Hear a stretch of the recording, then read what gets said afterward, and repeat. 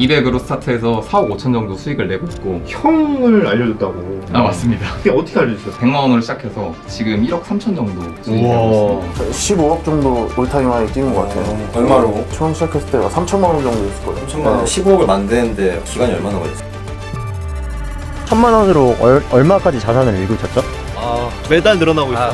그죠. 올해만 지금 20억 정도 되고 있는 것 같아요. 와, 엄청나죠.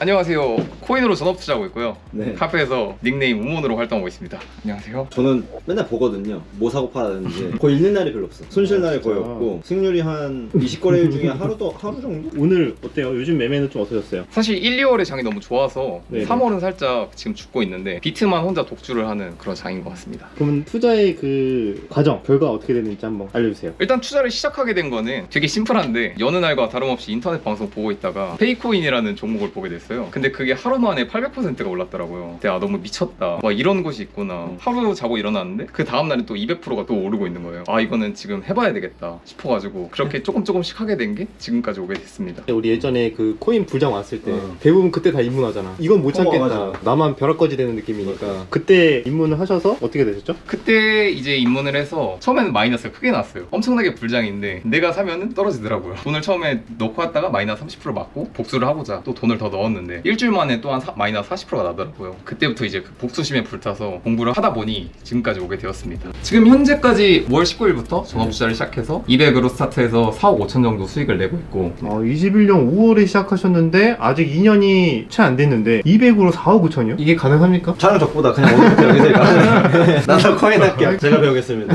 그러면은 궁금한 게 4억 5천 어떤 방법으로 가장 벌었을지가 많은 분들이 궁금해하실 것 같아요. 근데 사실상 제가 시작했던 21년도 당시에는 진짜 코인 장이 너무 좋아가지고 21년 2월부터 5월까지 빨간 불이 아닌 게 없었어요. 거의 모든 코인이 5배에서 10배를 가고 있는 상황이었고 네. 진짜 많이 가는 건 20배까지도 가는 상황이었는데 그때 하셨던 분들은 돈을 버신 분들이 굉장히 많을 것 같아요. 저는 사실 코인러 축에서도 돈을 사실 많이 못 번 축이라고 생각을 해서 제가 막 엄청 잘해서 번 게 아니라 시장이 단지 너무 좋은 타이밍에 투자를 하게 돼가지고 운이 좋게도 여기까지 오게 된 것 같습니다. 근데 대부분 그때 번 사람들 지금 계좌에 돈 없잖아. 살아남는 것도 되게 중요하거든요. 불장 때 시장빨로 벌었다가 살짝 꺾일 때 다 사라지잖아요. 어떻게 살아남았는지. 제가 이제 막 대단해서 살아남은 건 아니고 제가 처음에 투자를 배울 때 이제 아무래도 본강 채널을 보면서 저 투자를 시작하게 되었는데 형님이 이제 항상 말씀하시는 것들이 리스크 관리랑 이런 원칙 위주에 대한 말씀들을 너무 많이 해줘서 항상 그런 걸 마음에 새기면서 공부하다 보니까 엄청나게 안정적으로 거래하는 게 습관이 돼버렸어요. 동거 너가 시킨 거 아니지? 시킨 거 맞네. 그래 형님? 거의 토시하다 안 들려. 이따 돈 입금할게. 마인드 관리, 원칙을 지키는 거. 어떻게 네. 보면은 정말 이 주식이나 코인이나 어떤 뭐 파생이나 선물이나 다 결국엔 살아남는 사람들은 다 공통점이 있는 것 같아요. 그게는 자기 절제 아닌가요? 그렇습니다. 자기 절제 지금 저기 살아있는 저 철봉. 사실 평소에 빨래거리를 많이 쓰긴 하는데 또 가끔 좀 땡겨주고 있습니다. 어쩐지 등이 두껍잖아. 공통점이라고 본다면 주식과 차트에서 캔들, 지지 저항, 거래량 이런 거 보는 건 다 동일하잖아요. 그런 걸 통해서 사실 주식보다도 정보가 더 없고 오로지 그러면 차트나 수급, 호가창 이런 걸로만 통해서 거의 수익을 내시는 거네요. 네, 그렇습니다. 난 너무 신기해. 거의 기술적 분석으로만 하는 거야. 아 진짜? 난 코인 하나도 모르니까 정보가 없이 거래하는 게 너무 신기한 것 같아. 간혹 가다가 그렇게 말씀해 주신 분도 있던데 오히려 차트 매매 기술적 분석 잘하면은 주식보다 코인이 더 쉽다. 저도 동의하는 편입니다. 근데 실제로 나 옛날에 우리 채널에 잠깐 나왔던 은석이 형 있잖아. 은석이 형이랑 나랑 이제 다른 트레이딩 하는 형 몇 명 있었는데 그중에 한 명이 코인에 잠깐 들었다 온 거야. 그때 코인 시장이 붐일 때니까 돈을 막 쓸어 담더라고. 잠도 안 자고. 그래서 나 그게 너무 신기했어. 빨리 우리 보고 하래. 근데 그때 우리는 잠 못 자가지고 안 했었는데. 이게 형은 좀 해봤잖아. 난 그냥 잠깐 약간 스윙으로 한참 불장 때 잠깐 하다가 조금 벌고 나왔는데 근데 뭔가 이게 차트 보면서 기술적으로 막 하루 종일 붙고 단타 치고 막 이런 적은 없거든. 근데 그게 더 잘못 캔다고 하니까 그게 조금 땡기긴 하네. 다음에 불러서 우리 배우자. 주당 건강 옆에 앉혀놓고 가지를 치는 거야. 그러면은 가장 중요하게 보는 기술적 지표나 뭔가 신호 같은 게 있나요? 저도 아무래도 되게 간단하게 보는 편인데 보통 차트, 거래량, 수급이 몰릴 때 힘 그렇게 딱 세 개만 봅니다. 몰릴 때 힘은 어떻게 알죠? 그거는 이제 호가창에서 밀어 올릴 때 아 이거 그 똑같이 있구나. 감이 있거든요. 여기 감? 틱이 보시면은 이 똑같이 있구나. 리플이 굉장히 강하게 올라오고 있는데 이게 여기서 밀고 올라가는 힘이 경험으로 느껴지는 때가 있어요. 아, 딱 동전주네. 우리 옛날 코스닥 하면은 이제 500원짜리 주식들 5원 이렇게 묶여있었거든? 그러니까 한 틱만 먹어도 맞아. 엄청 큰 수익이잖아. 주식은 호가창 막 올라가는 거 따라 사면은 이게 좀 손실이 잘 보는 것 같다. 근데 이제 거기서 이제 결이 좀 비슷한데 어떤 차이점이? 아무래도 손익비 싸움인 것 같아요. 결과적으로는 호가가 엄청 강하게 밀고 올라니까 이게 너무 센 것 같은데 밑으로 내려가면은 짧게 손절을 치고 위로 올라가면 사실 쭉 올라가는 경우도 많잖아요. 내가 여기서 진입을 했을 때 내가 한두 팀 밑에 털어도 털리겠다. 대신에 나는 이 모든 손절분을 올라가는 거에서 찾아서 거기서 손절분을 메꾸고 수익까지 가져가겠다. 이런 마인드로 하게 되는 것 같아요. 아 그러면은 이렇게 정리할 수 있겠네. 결국에는 힘이 느껴지고 강하게 수급이 들어오는 호가창을 보고 차트 거래량을 보고 코인을 정해서 매매를 하는데 만약에 내 예상이 틀릴 때가 있잖아. 손실은 빠르게 딱 한정을 딱 짓고 만약에 내 예상대로 계속 올라가 주면은 끌고 가서 수익을 극대화시키는 그런 전략. 전형적으로 딱 손익비를 많이 고민을 하시고 매매를 한다는 게 느껴지네. 그죠? 굉장히 스캘핑 전략이겠네요, 그럼. 네, 맞습니다. 네, 굉장히 빠른 타임을 들어갔다 나올 것 같은데 보통 차트는 1분 봐요, 뭐 5분 봐요. 아무래도 또 스캘퍼의 국룰 1분 봉을 이용하기 때문에 또 저희에게는 1분 1초가 전체 순간이거든요. 그럼 매매가 회전율이 엄청 높겠네요. 제가 그래서 회전율이 높다는 걸 보여드리려고 그 현금영승을 뽑아왔거든요. 업비트는 이제 주식 수수료가 현금영승이 돼서 아 그런 게 있구나. 이게 보시면은 21년 6월부터 네. 12월까지의 거래 수수료인데 업비트는 거래 수수료가 0.1%거든요. 엄청 세다. 수수료가 저만큼 나온 거예요? 아, 2억 2,600이 거래 수수료입니다. 수수료로. 미쳤다. 와. 근데 이게 아이러니한 게 제가 200으로 21년에 번 돈이 1억 9,600인데 번 돈보다 수수료가 더 나왔어요. 여기 처음에 시작한 금액이 6월달 네. 200 해서 옆에 번 돈, 수익률 이렇게 정리를 쭉 하셨네요, 엑셀로. 21년도에 200으로 거의 1억 9천이 되고 그 아래 보니까 22년도에 1억 6천 정도 됐습니다. 총 3억 6천이 되고 23년도를 보니까 4억 4천이 됐네요. 이 돈으로 다 매매를 하고 계신 거예요? 한 2억 정도는 코인에 어느 정도 CD를 갖춰놓고 있고 넘어가는 금액까지는 제가 아직 컨트롤이 힘들어서 1억 정도는 은행에 묶어두고 있고 5천은 보증금 들어가고 집 빚을 갚는데도 돈을 좀 많이 썼습니다. 내용 중에 또 재밌는 내용을 제가 봤거든요. 코인으로 이렇게 돈을 벌고 있으니까 형을 알려줬다고. 아, 맞습니다. 이게 어떻게 알려주셨어요? 거의 사실상 리딩을 그럼 해주신 건가요? 가족 리딩. 이거 빨리 코인 사! 아, 이거 쉽지 이건가요? 않은데? 나 하나만 버는 게 아니라 옆에서 복사를 같이 하면 복사기가 2대니까. 그게 가능해요? 저도 이게 되게 아이러니했던 게 제가 코인에 돈을 어느 정도 벌 때까지 주위 애들한테 오픈했는데 사실 가르쳐달라는 친구들이 없었거든요. 그래서 형한테도 가볍게 그냥 뭐 배워볼래라고 했는데 형은 아무래도 제가 돈을 버는 걸 옆에서 같이 보니까 형도 이제 아 이거 미쳤구나 제가 너 해봐야겠다 라고 해서 가르쳐주게 되었습니다. 그래서 그거가 어떻게 됐어요? 지금 현재 형이 22년도 10월부터 시작했는데 22년도 10월부터 1월까지는 성과가 진짜 없었어요. 하루 종일 하는데도 내가 시간으로 엄청 밀어붙이라 했거든요. 머리가 나쁘면 시간이라도 밀어붙여야 된다. 그렇게 했는데도 크게 발전이 없어서 제가 집을 들어오게 됐죠. 너는 머리도 가르쳐주면 안 되겠다. 바로 옆에서 가르쳐줘야겠다 라고 해서 제가 12월경부터 이제 집에 들어와서 형이랑 같이 했는데 1월에 그래서 100만 원으로 시작해서 지금 1억 3천 정도 수익하고 있습니다. 100만 원으로 1억 3천이요? 놀랐네. 많이 놀랐는데? 22년 1월입니다. 많이 놀랐는데? 코인의 세계가 이런 게 있는지 말로만 들었지. 나 카메라 끄라니까 이거 찍을 때가 아니야. 바로 옆에서 한다고. 그러면은 형님이랑 같이 여기서 매매를 하고 계시고. 그렇습니다. 여기 경기도 매매방인가요? 저희 매매할 때 보면은 기도하는 소리밖에 안 나요. 어. 제발 올라주세요 이러면서. 아니 그러면은 코인 하시는 분들은 잠을 잘 못 자잖아요. 하루 루틴이 어떻게 돼요? 제가 처음에 코인을 배울 때는 거의 하루에 16시간에서 18시간씩 했어요. 자는 시간 빼고 눈 떠 있는 모든 시간은 컴퓨터 앞에서 했고 지금도 장이 좋을 때는 사실 거의 한 14시간 이상씩 하는 편이고 장이 안 좋을 때는 사실 버리고 나가는 편이긴 합니다. 그럼 장이 좋다 안 좋다는 어떻게 분별해? 보통 코인에서 하루에 시세가 좀 크게 나는 종목이 있으면 많이 날 땐 30%, 50%, 100%까지 나거든요. 그러면 그 시세를 보통 이틀에서 3일 정도 끌고 가는 경향이 있어서 그 시세가 난 다음 날부터는 자세를 이제 전투 준비하고 그렇게 대기하고 약간 있습니다. 연속성이 있다는 걸 이해하고 있으니까 그렇습니다. 그 다음 날에 준비하는 거구나. 약간 주식 단기 매매랑 되게 비슷하다. 주식도 네. 거래량 터지면서 만약에 장대 양봉 이런 거 나오고 뉴스가 나온다. 그 다음부터 그런 눌림을 공략하려고 그치. 계속 지켜보고 수급 들어오는 거 보고 매매하려고 다음 날부터 되게 잘 째려보고 있거든요. 그러면은 주식을 하셔도 물론 코인과 권리가 비슷하니까 되게 잘 하실 것 같네요. 개념은 거래량이 들어오고 나서 그 다음에 계속 수급의 연속성을 이용한 매매 그렇게 정리를 할 수가 있겠네요. 이거 해야 된다니까?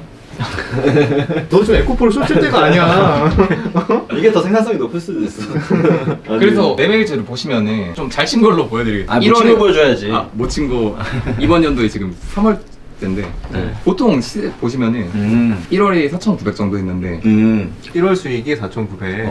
못 치는 날에 거의 수익이 없고요. 아, 잘 그러네. 치는 날에 거의 수익이 몰려 있습니다. 아 그래 손익비가 좋네. 질 줄 아는 거지. 예를 들면은 돈이 안 돌아오는 날에는 여길 죽고 여기서 판돈을 올리는 거지. 손실 났을 때는 퍼센트가 굉장히 적고 수익 날 때는 최대한 끌고 가는? 되게 역동적으로 거래하는 것 같아. 이게 2월에도 내 좀 한 쪽에 집중돼 있는 수익이. 그러니까 전체적으로 이제 거래 패턴을 보면은 이건 주식시장에서 이렇게 하는 친구 별로 없거든요. 그러니까 주식시장에서도 만약에 저런 퍼센트 일별 찍힌다. 저는 완전히 잘하는 트레이더요. 3월달은 1,000만원 넘게 매매를 하셨고 그래서 저는 보면서 되게 흥미로운 거는 매일 거래가 돌잖아. 근데 참기가 힘들잖아 보고 있으면은 가격차이 막 왔다 갔다 하면은. 그러니까 전체적으로 보면은 져야 될 때를 깔끔하게 치고 이겨야 되는 게임에서는 확 그냥 볼륨을 키워서 역동적으로 거래하는 게 손익비에서 나와가지고 되게 배울 만한 저에 맞는 친구인 것 같아요. 저도 좀 가르쳐 주시면 안 돼요? 이거 좀 동강 비트코인 가나요? 나도 5년 때 한번 해보자. 본인의 주력 그런 투자 스타일은 어떤 거예요? 장이 되게 좋을 때는 수익이 10이라고 하면은 핫다가 거의 4, 커플링이 4, 돌파가 이 정도였는데 예전보다 거래되게 많이 떨어져가지고 사실 10 중에 6이 거의 커플링 수익으로 나는 것 같아요. 커플링이라고 앞에 이제 하면 뭐예요? 편하게 대장주라고 설명할게요. 대장주가 한 명이 시세를 몰고 가면은 그 밑에서 따로 걔를 따라가는 애들이 있는데 거기서 이제 가설을 세워봅니다. 부대장주가 대장주를 따라가느냐 가설이 증명을 되면은 거기서부터 차트를 양쪽에 켜놓고 왼쪽에 대장주 옷가창 오른쪽에 부대장주 옷가창을 켜놓고 여기서 이거 등락을 하는 걸 보고 저도 같이 호흡을 맞춰서 짝을 짓는 거였네요. 주식에서도 지금도 이런 일들이 계속 발생하고 있거든요. 왜냐면 2차 전지에서 뭐 에코 형님들이 올라가면은 또 뒤늦게 다른 2차 전지주들 한 번씩 수남에 돌고 그리고 뭐 셀트리온 형제들이 올라가면은 또 바이오주도 같이 또 그쵸. 뒤늦게 올라오고 같은 메커니즘이죠. 그러면은 여기서도 비트코인 형님이 올라가면은 그 밑에 다른 알트들도 한 번씩 펌핑이 되고 그런 거를 이용한 커플링 매매다. 아무래도 제가 코인 시장을 하면서 느낀 게 주식시장이 아류시장이라 사실 대부분의 네. 기법 자체가 사실 주식시장에서 온 것 같아요. 주식시장과 비슷한데 오히려 더 날 것 그대로 때묻지 않았어. 그냥 그대로 사람들의 심리가 그냥 그대로 반영되는 느낌. 사실상 코인 시장은 조금 뼈하네. 그렇죠. 아무래도 규제의 영역이 많이 아직 갖춰지지 않았고 자본시장법을 많이 안 받아서 좋은 것 같습니다. 그런데 코인 시장의 리스크나 단점들도 분명히 있을 것 같아요. 아무래도 사실 요새 가장 대표적인 사태가 루나랑 FTX 사태로 설명될 수가 있는데 아무래도 규제나 법이 없다 보니까 굉장히 위험합니다. 루나 같은 경우도 거의 10만 원 위에서 거의 0원이 돼버렸는데 FTX 같은 경우도 맞아요. 미국의 가장 대표적인 거래소라고 할 수 있는데 진짜 불과 며칠 만에 갑자기 파산이 돼버리고 약간의 갑자기 사라지는 코인들이 많이 생기니까 확실하게 코인에 대해서 어느 정도 이게 괜찮은 코인인지 아닌지 공부를 안 하면 정말 위험할 수 있다. 옛날에 저도 코스피 200 안에서도 상패라는 게 옛날에 있었단 말이에요. 주식시장에서도 즐비하니까. 근데 여기서는 훨씬 더 경계할 필요는 있죠. 단기 매매가 훨씬 더 아마 안정적이다라는 또 생각이 들고 메이저 코인 빼고는. 오늘 이렇게 코인으로 4억, 형도 막 100만 원, 1억 벌었다는 이야기 듣고 혹시나 나도 해봐야겠지. 새롭게 코인 트레이더로 뛰어들고 싶다 하시는 분들에게 해주실 수 있는 말씀이 있으신가요? 많은 사람들이 사실 코인을 생각하실 때 굉장히 도박 아니면 게임으로 사실 생각하시는 분들이 많으시는데 사실 저는 이건 투자의 원리 자체가 내가 도박으로 대하면 도박이고 내가 투자로 대하면 투자라고 생각하거든요. 네. 근데 너무 이제 다른 분들이 코인을 처음 접근하실 때도 사실 도박성이 짙게 너무 가볍게 큰 돈을 그냥 넣어버리시는 경우가 많아서 사실 여기가 새로 생기고 있는 시장이라 굉장히 아직도 기회가 많이 남아있다고 생각하거든요. 충분히 공부하고 충분히 경험하시면은 자기가 원했던 금액을 가지고 나갈 수 있으실 만큼 커다란 시장이니까 고려하시고 거래를 해나가시면 저보다 더 큰 수익을 얻게 되실 수 있지 않을까라고 생각합니다. 그래서 오늘 어떻게 하나 뭐 안 푸시나요? 근데 이게 그 동강님이 영상에서 그 얘기를 하셨거든요. 네. 주식시장에도 노가다꾼이 있다. 맞아요. 저도 이제 수익 구조가 짜여진 다음부터는 사실 노가다꾼이라. 너 몸부터가 녹아났거든요. 몸이 너무 좋아. 보니까 막 하루에 막 열 몇십 시간씩 보고 계신다고 하니까 언제 기회가 나올지 모르니까 계속 째려보고 있는 거 아니야? 그게 바로 노가다라고 그쵸. 볼 수가 있는 거고. 네. 언제 올지 모르는 기회를 하염없이 기회달리게 하기 때문에 그럼 잠은 보통 몇 시간 자요? 잠은 보통 이제 규칙적으로 잡니다. 거의 한 12시쯤에 자려고 합니다. 근데 그때 이제 미국 형님들 일어나가지고 막 코인장 활발했잖아요. 그거를 제가 초기에 시작할 때는 새벽에도 많이 깨 있어보고 뭐 FOMC 같은 경우는 또 새벽에 있잖아요. 그때도 코인의 변동성이 굉장히 커지는데 그런 거를 취하기 위해 이제 새벽에도 깨보고 많이 해봤는데 밤에 아무래도 깨어나서 불규칙적으로 생활을 하다 보게 되면 컨디션이 안 좋아지니까 매매에 굉장히 영향이 가더라고요. 올바른 의사결정이 잘 안 되죠. 그렇습니다. 제가 여행하면서 많이 당해봤어요. 저녁이나 새벽에 가는 거는 되게 포기하고 제가 거래할 수 있는 시간에 최대한 집중하고 있습니다. 본인만의 그래도 어떤 거래 시간대나 이런 것들도 어떻게 보면은 딱 정해놓고 딱 네. 어떻게 보면 원칙처럼 하고 계신 거네요. 주식시장은 되게 중요한 부분이죠. 사실 이게 욕심 때문에 그게 쉽지 않을 텐데. 근데 주식시장은 그래도 강제로 마켓이 끝나잖아. 근데 여기 마켓이 안 끝나니까 그러니까. 자기 결제가 훨씬 더 많이 필요한 거지. 진짜 절제가 잘 안 되시는 분들은 코인은 안 끝나기 때문에 주말이고 뭐고 맞아. 계속 쳐다보고 있을 것 같아. 그리고 코인이 절제가 안 되시는 분들에게 굉장히 위험하다고 생각되는 게 코인은 선물 시장이 굉장히 그 보편적이거든요. 이제 누구나 사실 선물을 다 하실 수 있어서 그런데 이게 굉장히 위험한 게 레버리지가 비트코인 같은 경우에 125배까지 써져가지고 와, 1%만 반대로 가도 바로 청산이. 진짜 변동성 심할 때 1초 만에 청산 나는 경우도 있습니다. 그래서 이런 위험성들 만약에 하더라도 레버리지는 절제를 잘 하셔야 된다. 그쵸. 여기서 이제 우리가 친구한테 배워야 되는 거는 이 친구가 사실 업비트 위주로 하잖아요. 바이낸스에서 거의 안 하는 걸로 보여지는데 현물 위주로 지금 증거금을 레버리지 안 쓰면서 하는 거거든요. 그렇습니다. 리스크 관리가 되게 잘 되고 대신 수익이 엄청 폭발적이진 현재 시점엔 아니지만 초기엔 충분히 폭발적이었죠. 그렇습니다. 근데 지금 시점에서 굉장히 안정적으로 거래하고 있는 게 레버리지를 안 쓰기 때문에 심적으로 천천히 자기 그래서 늘려나가고 있는 시점으로 보여요. 그렇습니다. 그렇습니까? 아니 신기한 게 네. 레버리지가 없는데도 100배, 1000배가 나오는구나. 네, 회전율이 미쳤잖아. 아무래도 코인이 또 젊은 분들이 좋아하시는 게 훨씬 더 자극적입니다. 내리 나도 꽂을 아직 때도 젊은가? 빠꾸 없지만 오를 때도 빠꾸가 없기 때문에 아, 몇 살이에요? 저랑 나이 차이 별로 안 나면 더 나게. 가보시죠. 가자! 저도 여기서 배우고 싶네요. 저는 그래서 가끔 생각하는 게 주식시장에서 잘하시는 분들이 사실 코인시장에 오셔도 굉장히 큰 퍼포먼스를 보이실 수 있지 않을까 그런 생각이 좀 들긴 합니다. 그거 우리 한번 여름에 한번 프로젝트 한번 해볼까요? 재밌을 것 같지 않아요? 돈깡 바이 비트코인 네. 좋습니다. 네, 한번 이제 선생님을 와가지고 일일 코치로 한 주덕 돈깡 해가지고 한 일주일 정도 가닥을 보는 거지. 이놈들이 될 놈인지 안 될 놈인지. 안 될 놈이 하면 이제 그냥 파리채 가지고 집에 가라 그러고 재밌을 것 같네요. 그럼 옆방에 지금 네. 형이 매매하고 계신 것 같은데 그럼 잠깐 형 보러 갈까요? 아, 가시죠. 형 어떻게 매매하는지 와 이거는 새로운 글입니다. 형제 코인 트레이더. 같이 옆방에서 이렇게 100만 원으로 지금 1억 4천이 된 영빈 씨. 네. 일단 형이 앉으세요. 편안 앉으세요. 저 여기 앉아도 돼요? 네. 아니 네. 궁금한 게 있어요. 처음에 이제 다른 일 하고 계셨잖아요. 근데 동생이 갑자기 형 지금 뭐 하는 거냐? 내가 좀 코인으로 이만큼 벌었다. 코인으로 뭐 알려줄게. 이렇게 했다고 하는데 그때 무슨 생각이 드셨어요? 동생이 코인 시스템이 되게 쉽다고 이거 초등학생도 안 쳐다두면은 무조건 벌 수 있다. 그래서 아 이게 진짜 쉽나. 그래가지고 직접 해보니까 아니더라고요. 근데 동생은 옆에서 자꾸 구박을 해요. 아 이거 왜 되는데 안 되냐. 저도 일단 해보게 됐는데 많이 들어갔어 맞으면서.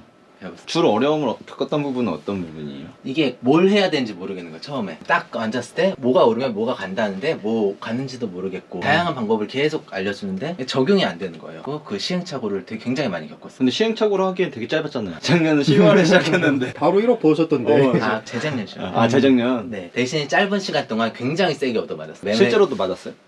아니 그거 아니에요. 그럼 그때 동생이 그렇게 돈을 막 많이 벌었다고 했을 때 어떠셨어요? 굉장히 대단하다. 와 이게 되는구나. 갑자기 돈을 달래서 그냥 조금 줬더니 애가 왕창 불려와가지고 집안에 비디는 것도 다 갚고 네, 이것도 사주고 저것도 사주고 되게 멋있어 보여요. 뭐뭐 사줬어? 에어컨도 사줬고요. 우와. 컴퓨터도 사줬고. 오. 그래서 돈 벌어서 갚았어요? 안 갚았진 않았고. 안 갚아도 내 돈 많이 벌어. 네. 그렇게 해서 어떻게 보면 코인 때문에 굉장히 삶의 변화가 진짜 많이 오셨네요. 진짜 많이 왔어. 그럼 지금 이렇게 코인 트레이더로서의 삶 어떻게 보면은 1년 반 정도 하셨잖아요. 어떠세요? 적성이 굉장히 중요한 것 같아요. 전업을 하게 되면은 장이 24시간 열려있다 보니까 튀는 순간 저희가 수익을 보는 순간이 한 몇 분이 안 돼요. 그 몇 분 안에 안 앉아 있으면은 기회가 통째로 날아가기 때문에 외출하기가 굉장히 어려워요. 집에 있음에도 불구하고. 그래도 쉽게 버는 것 같지만 그쵸. 보기에는 다른 사람들이 그쵸. 그런데 사실 그 안에는 14시간 중에 그치. 1분을 찾기 위한 기다림이구나. 시간 동안 굉장히 계속 보고 기다리고 거의 그런 거죠. 그럼 길게 감시할 때는 보통 몇 시간까지 감시해봤어요? 저도 동생이랑 비슷하게 몇몇 시간씩 계속 보면서 계속 기다리고. 바쁠 때는 그렇게 있고 솔직히 안 바쁠 때는 동생보다 제가 좀 덜 보고 네 그런 거 조금 여기 누워서 막 이제 기타도 누워서 치고. 보거나. 아니 사실 또 그런 것도 가능하겠다. 서로 피곤하면은 교대로 우와, 야, 너무 좋다.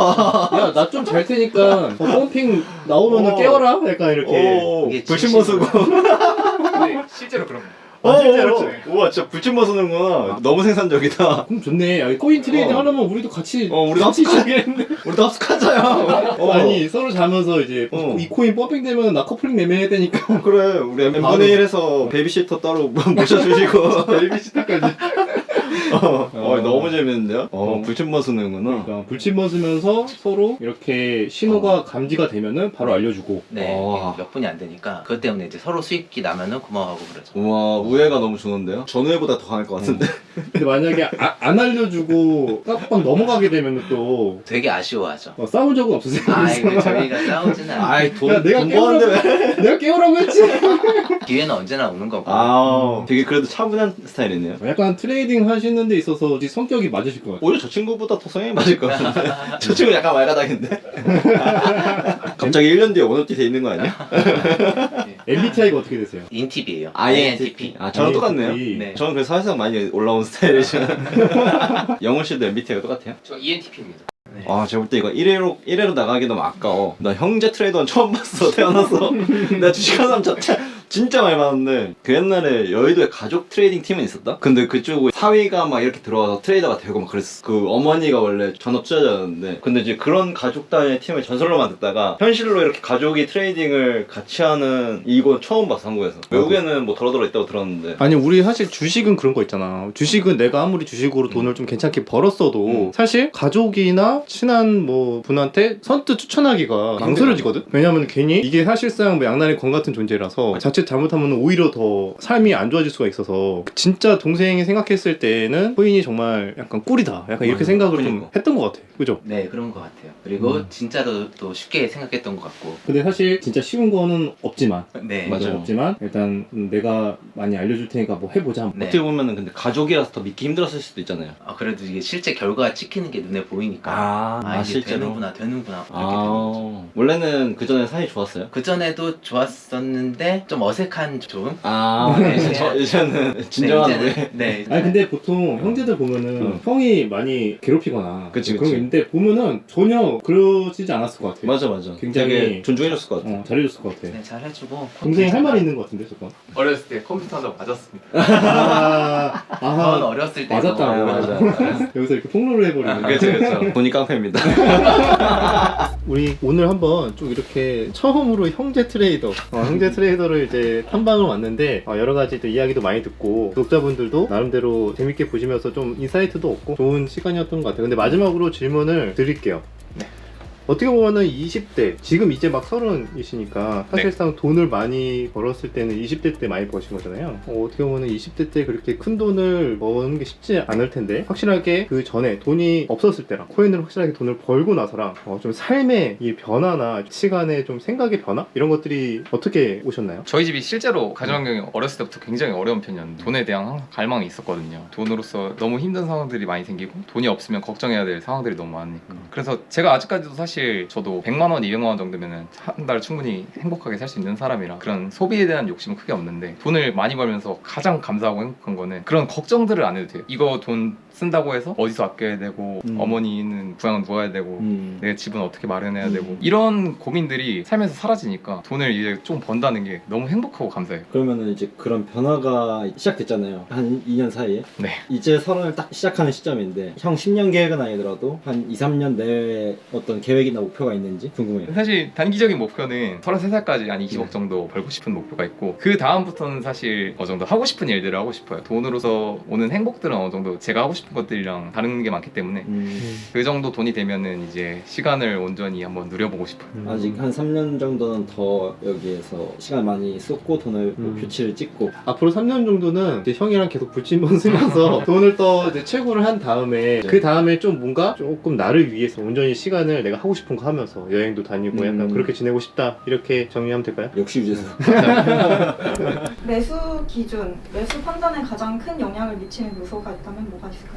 보통 커플링으로 보면은 일단 어떤 1등주가 튀면은 그 1등주와 커플링으로 예상되는 코인들이 실제로 시세를 따라가는지 그걸 먼저 가설을 세워보고 증명을 계속 해봅니다. 그걸 증명을 한 2번 정도의 과정을 거친 다음에 그때부터 매수를 시작합니다. 어떤 증명을 할 수 있을까요? 그러니까 실제로 1등 코인이 시세를 받고 있으면은 2등 코인도 그거에 비례해서 어느 정도 시세를 같이 받는지, 그거는 좀 감의 영역으로 좀 많이 판단하는 것 같아요. 실제로 근데 차트를 두 개를 동시에 놓고 비교해 보시면은 굉장히 흡사한 모습을 보이기 때문에 완전히 똑같이 따라가진 않더라도 어느 정도의 비슷한 모습을 보이면서 따라갑니다. 그럼 호가창만 보고 아 이거 올라갈 것 같다 아니면 쏟을 것 같다 이런 느낌이 드시나요? 그 분위기를 보고 조금 그런 게 느껴질 때가 있는 것 같아요. 그 조금 쏟을 것 같다 약간 이런 느낌이 드는 거는 아무래도 올라가는 힘이 갑자기 약해지면서 위로 올라가려는 힘이 약해지는 느낌이 확실히 들기 때문에 이건 좀 감의 영역인 것 같아요. 그치. 그러면 손절 기준과 손절 판단에 가장 큰 영향을 미치는 요소는 뭐가 있을까요? 저는 손절 기준이 굉장히 타이트합니다. 일단 매수 받고 나서부터 올라가야 된다고 생각하는 사람이기 때문에 잡자마자 수익이 나야 된다? 네, 저 같은 경우는 단단한 스캘핑 포지션을 잡고 있기 때문에 굉장히 위험한 자리에서 들어가는 경우가 사실 많거든요. 그래서 거기에서 시세가 나지 않으면은 적어도 1% 이내는 무조건 텁니다. 만약에 급락이 이루어졌다 해도 그냥 급락 나오는 구간에 다 던집니다. 내가 여기 있어.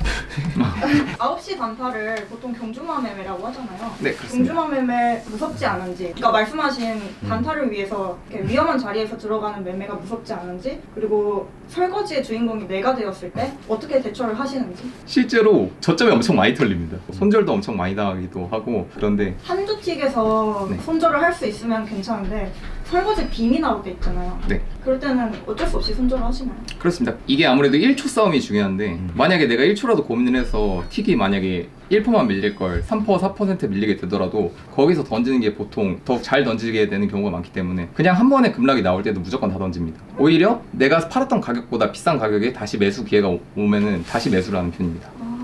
손절을 못해서 큰 손실을 봤던 기억에 남는 경험이 있다면? 손절을 못해서 큰 손실 맞아요? 손절을 못해서 큰 손실 났던 기억은 없네요. 오, 없으신가요? 와, 극초반에도 없으신가요? 극초반에 이제 있었는데 아무래도 손실 금액이 되게 작다 보니까 그때는 사실 마음에 막 엄청나게 와닿을 만한 그런 큰 손실 정도는 아니었어요. 그러면 가장 컸던 기억에 남는 손실이 있다면 그 최근에 그런 거 없나요?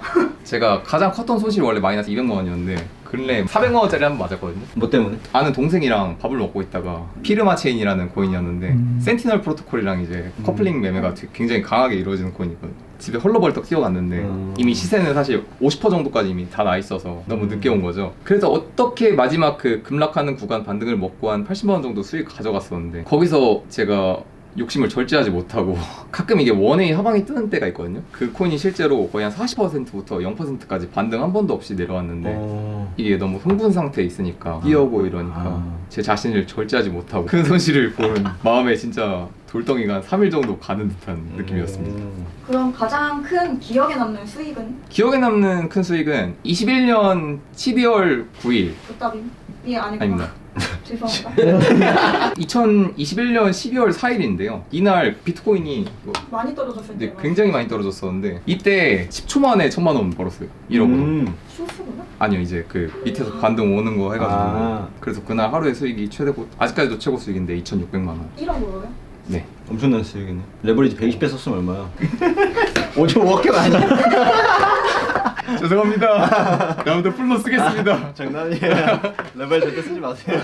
계속 꾸준히 우상한 게 혹시 아니라면 처음에 여러 번의 실패를 경험했다면 실패에서 성공으로 터닝하게 된 포인트가 있다면 뭐가 있을까요? 사실 제가 형님이 되게 좋아하는 이유가 제 기본 매매 원칙이랑 마인드셋이 사실 형님을 기반으로 쌓았는데 사실 실제로 수익이 굉장히 안정적이게 나게 된 때가 이제 형님 영상 중에서 그런 영상이 하나 있거든요. 처음에 투자를 할 때 돈을 벌려고 하지 마라. 투자 시장에서 살아남아 있으면 기회는 언제든 온다. 그때부터 이제 돈을 벌기보다 시장에서 살아남는다를 목표로 많이 했던 것 같아요. 그렇다 보니까 매매 자체가 벌려고 하면은 굉장히 욕심이 많이 내게 되는데 오늘 이제 살아남는 걸 일단 목표로 하니까 내가 벌려는 자리보다 여기면은 안 잃을 수 있겠다. 여기면은 잃을 확률이 좀 낮다. 이런 자리들을 많이 찾아가게 되면서 투자가 굉장히 안정적으로 바뀐 것 같아요. 토시 하나 안 들리고 외운 거 다 얘기했어. 매매 영상을 보니까 작은 수익을 가지고 털으시잖아요. 네. 근데 몇 틱 먹고 매도했거나 아니면 손절을 한 종목이 바로 이후에 미친 듯이 날아갈 때 멘탈 관리 어떻게 하시는지. 그거는 이제 하도 많이 맞아봤기 때문에 거기서 내가 한 번 더 그거를 따라갔다가는 맞을 거를 이미 너무 많이 맞아서 알기 때문에 이제 그거는 내일의 나에게 맡긴다. 오늘의 나는 여기까지다. 그치. 그냥 어쩔 수 없다는 걸 그냥 받아들이는 거구나. 그렇습니다. 내가 여기서 한 번 더 손을 대면은 맞을 걸 알기 때문에 그래도 마음은 많이 안 좋으신가요? 네, 항상 쓰립니다. 수익을 못 내는 투자자에게 이 조언만은 하고 싶다. 코인 단타를 하는 사람들에게. 사실 저도 코인 시장에서 굉장히 초보적인 레벨의 투자자 사이즈라서 제가 사실 그분들에게 감히 이런 조언을 드려도 되는 게 굉장히 조심스러운데, 충분히 시간을 가지고, 이게 도박이나 홀짝 게임이 아니라 충분히 시나리오를 짜보고 가설을 펴보고 증명하고 아니면 폐기하고 이 연습을 충분히 하시면서 시간을 충분히 들이시면은 어느 순간 수익 구조가 잡히고, 그 수익 구조를 잡히는 순간부터는 꾸준히 그분들도 수익을 내실 테니까 조금 더 시간을 들여서 인내를 갖고 노력하셨으면 좋겠습니다. 현재까지의 모든 수익이 지금 날아가고 10만 원만 남았다고 했을 때 다시 일어설 자신이 있다? 없다? 무조건 있지. 10만 원으로? 왜 하는 거 그대로 하면 돼. 시간만 좀 걸릴 뿐이지. 시간은 오래 걸리겠지만 다시 일어설 것 같습니다. 명법이 명확하잖아. 형을 가르치셨는데 형분도 성공하게 된 게 형한테 재능이 있었다고 생각하는지, 아니면 그렇게 가르치면 누구나 그렇게 될 수 있다고 생각하는지. 저는 사실 제가 머리가 똑똑하다고 생각하는 편이 아니라 굉장히 시간으로서 많이 밀어붙이거든요. 남들 잘 때 난 더하고, 남들 놀 때 난 더하고. 그래서 사실 투자 경력은 제가 오래 안 됐지만 투자 시간으로 따지면 저도 굉장히 많이 투자를 했다고 보거든요. 사실 이런 투자 시장에서 재능이 있다는 거는 너무 높이 있으신 분들에게였고, 한 기본적인 레벨까지는 사실 노력으로 어느 정도 해낼 수 있는 일이 아닌가. 이 부분 저도 동의해요. 저도 옛날에 실제 그렇게 생각했습니다. 신혜 PD한테 좋은 얘기 해줘서 감사하고요. 네, 그러면 우리 또 조만간 뵐 거잖아요? 그렇습니다. 네, 아마 우리 비행기에서도 많이 뵐 텐데 네, 좋은 여러분들한테 이야기 많이 들려드리도록 하겠습니다. 그럼 다음 시간에 뵐게요. 하나, 둘, 셋, 안녕. 또 무리수 든다. 저번에 다나카 걸음에 이어서 지금 오늘은 뭐 보여줄 거야? 오늘 경공설. 경공설 알지? 여기는 내가 볼 때 서울 아닌 것 같아. 동네가 여기는 이제 응봉동. 오늘 찾아가는 주인공 집 근처지. 혹시 주인공에 대해서 간단하게 힌트 있습니까? 우리가 여태까지 찍은 사람 중에 가장 많이 잃었다. 아 진짜? 어. 얼마큼이나 잃었길래 이렇게 두 자릿수. 어쨌거나 이런 사람들은 찍으면은 멘탈이 단단한 경우가 많잖아. 한 번 이렇게 빠스락 이제 무너지고 그리고 다시 일어난 사람들은 단단한 느낌이 나. 뭐 1억도 아니고 막 5억에서 10억 이상을 잃었다가 일어나는 분들 보면은 내공이나 멘탈적으로 배울 만한 게 있지 않을까. 실례합니다. 실례합니다. 뭐야? 아니 사실 우리가 이거 먼저 말씀을 드려야 되는데, 약간 이제 개인적인 사정으로 얼굴 노출은 조금 어려우시다고 해가지고 마스크 쓰시다고 하신 거야. 저런 마스크를 쓰고 계실 줄은 몰랐어. 이거 보고 있는데 뮤직뱅크? 엔터 주사시나? 뉴진스 보고 계시면서 약간 이렇게 트레이딩 너무 안 돼가지고 좀 하고 있었어요. 고독한 트레이더에 전형적으로 이제 있어야 되는 이 앞에 책상 앞에 담배 이렇게 외로움을 달래줄 여자 아이돌도 필요하고. 자 그러면은 일단 궁금해하실 것 같으니까 자리 잡고 앉아서 네, 이분들. 본격적으로 소개를 해보시죠. 네, 안녕하세요. 안녕하세요. 간단하게 그러면은 자기소개 먼저 부탁드리겠습니다. 안녕하세요. 저는 전업투자자 8년차 우무투에서 트레이더 닉네임으로 활동하고 있는 트레이더라고 합니다. 반갑습니다. 전업투자자라고 하셨는데 8년 전에는 어떻게 보면 주식으로 시작을 하신 건가요? 그렇죠. 맨 처음에는 주식으로 시작을 했고요. 처음에 이제 돈깡님 매매일지 올리시는 거 보고 동경해서 따라하기 시작했습니다. 저의 일지가 어떤 부분이 도움이 됐어요? 시나리오 뭐 이런 거 그때 당시에는 제가 이해를 못했어요. 뜬구름 잡는 얘기? 도대체 이걸 어떻게 하지? 뭐 이런 생각이었는데 계속 따라했던 것 같아요. 그걸 이제 이해하려고 노력하고 따라 해보니까 그래도 정형화시켜서 제가 이해는 못해도 어떤 시기인지는 지금은 좀 알 것 같아요. 그러면 그때는 주식으로 하시다가 중간에 코인으로 꼬신 걸로 제가 알고 있는데, 그런 뭐 계기나 이유가 있었을까요? 그때 아마 비트코인 2017년 때 엄청 올랐었잖아요. 그리고 나서 엄청 폭락을 했잖아요. 18년 때. 너무 싸니까 이제 비트코인이 좀 사볼까? 뭐 이런 생각에 조금씩 사기 시작했죠. 이제 시드가 주식에 만약에 100이 있었다고 하면은 싸다고 계속 사다 보니까 어느새 다 코인으로 이제 넘어가진 거예요. 궁금한 게, 주식으로 했을 때 이제 결과, 성과는 어땠고 코인으로 넘어갔을 때는 어땠는지. 처음에 주식할 때는 성과가 그렇게 나진 않았죠. 왜냐면 공부하던 때고 계속 치고 받고 맨날 이랬으니까. 코인은 또 한 번 불장이 그 다음에 왔잖아요. 한 21년? 그때 돈을 좀 벌었던 것 같아요. 얼마를 벌었죠? 그때 15억 정도 올타임 하이 찍은 것 같아요. 얼마로? 처음 시작했을 때가 3천만 원 정도 됐을 거예요. 3천만 원으로 15억이면 레버리지 없이. 네, 코인은 레버리지를 안 썼어요, 저는. 그때가 그때죠. 한 2,700까지 올라갔을 때인가? 17년 때 말고. 그때 말고 네. 다음에 8천만 원 올라갔을 때. 네, 그때. 그 불장. 그 상승장을 막 먹었다면 큰 돈 버신 분들도 많았기 때문에. 그러면은 주식으로는 별 재미를 못 보셨다고 그랬고 코인으로는 15억까지 찍었다는 거는 사실상 그럼 주식보다는 코인이 좀 쉬웠다고 볼 수가 있나요? 어떤 부분이 자기랑 잘 맞은 것 같아요? 다른 점이 정확히 뭐예요? 근데 제가 일단 처음에 주식 할 때는 맨날 대형주? 시총 큰 애들 트레이딩들 이런 것만 해가지고 제가 잡주 이런 걸 안 했었거든요. 근데 이제 코인은 변동성이 훨씬 크잖아요. 특히 알트코인들 그런 거 이제 건드리기 시작하면서 거기서 뭔가 더 잘 맞았던 것 같아요. 그 변동성이 그게 좀 다른 것 같고. 본인만의 뭔가 코인으로 큰 수익을 냈을 때 노하우를 뭔가 간단하게 말씀을 해주신다면? 제가 주로 건드리는 게 일단은 시총이 작은 코인들, 거래량 좀 없고 이런 애들 위주로 신규 상장된 애들, 신규 상장하고 하락을 하잖아요. 근데 이게 바닥에서 한번 모아서 다시 이제 오를 때 팔고 약간 패턴을 내보니까 거의 그걸로 수익을 다 냈더라고요. 생각보다 되게 쉽지 않은데, 왜냐면은 그런 알트는 이제 관심 못 받게 계속 흘러내려가면 또 끝도 없이 흘러내려가는 것도 있잖아요. 그러니까 자칫 잘못하면 마이너스 막 30%, 50% 막 금방 찍히던데 구분하는 게 아마 있었나 봐요. 토큰 분배 캐줄 이런 게 있거든요. 그런 것도 확인하고 이제 물량이 추가로 더 나오나 안 나오나 확인하고 바닥에서 많이 모아가고 그랬죠. 아, 약간은 좀 일정 체크하는 네, 그런 약간 느낌으로. 그런 식이에요. 주식시장에 예를 들면 자사주 매입의 기간이 있잖아. 그럼 매입 기간이 끝나면은 주가가 일정 기간 이후에 빠지기 시작하잖아. 그런 거랑 비슷한 거야. 떨어지는 칼날을 잡는 거잖아. 그치, 난 그치. 조금 걱정돼.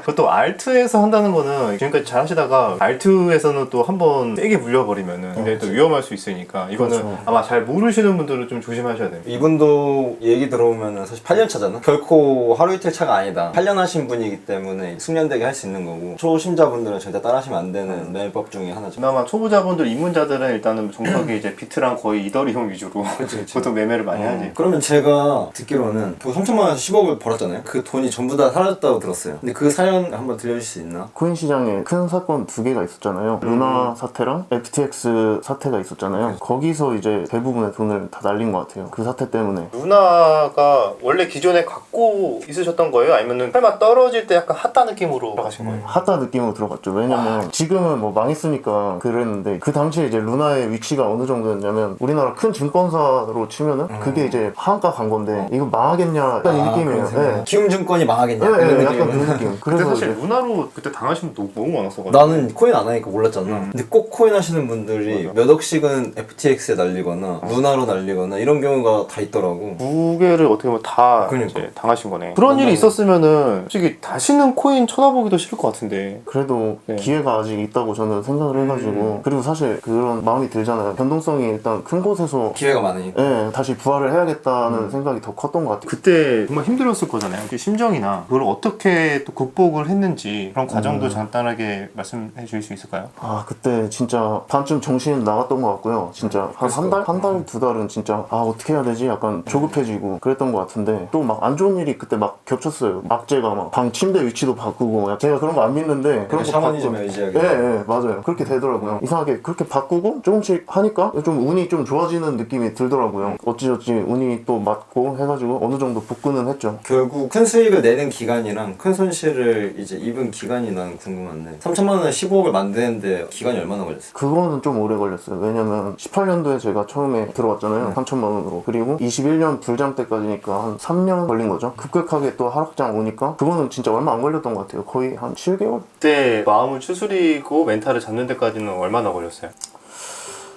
한 4달 걸렸던 것 같아요. 아, 막 머리도 아프고 잠도 안 오고 가슴이 막 답답하고. 그러고 나서 다시 소액으로 시작을 하셨잖아요. 그거를 어떻게 보면 카페에다가 과정을 올리고 계신 건가? 그치 가끔씩 올리시더라고. 매매일지처럼 네. 올리고 계시죠. 네, 네. 그게 지금 소액으로 얼마큼 다시 시작을 해서 현재는 또 어떤 상황인지? 일단 제가 그때 500만 원으로 시작을 해서 지금 거의 2억 5천? 그 정도 지금 만들었고요. 그게 아마 12월에 시작했을 거예요, 제가. 6개월 만에 900으로 2억 5천. 2억 5천. 이게 코인 시장은 참 신기해. 이게 된다는 게. 그래도 레버리지 또 없이 했을 거 아니에요. 사실 운이 좀 많이 따르긴 했죠. 왜냐면 처음 베팅이 성공적이었어요, 베팅이.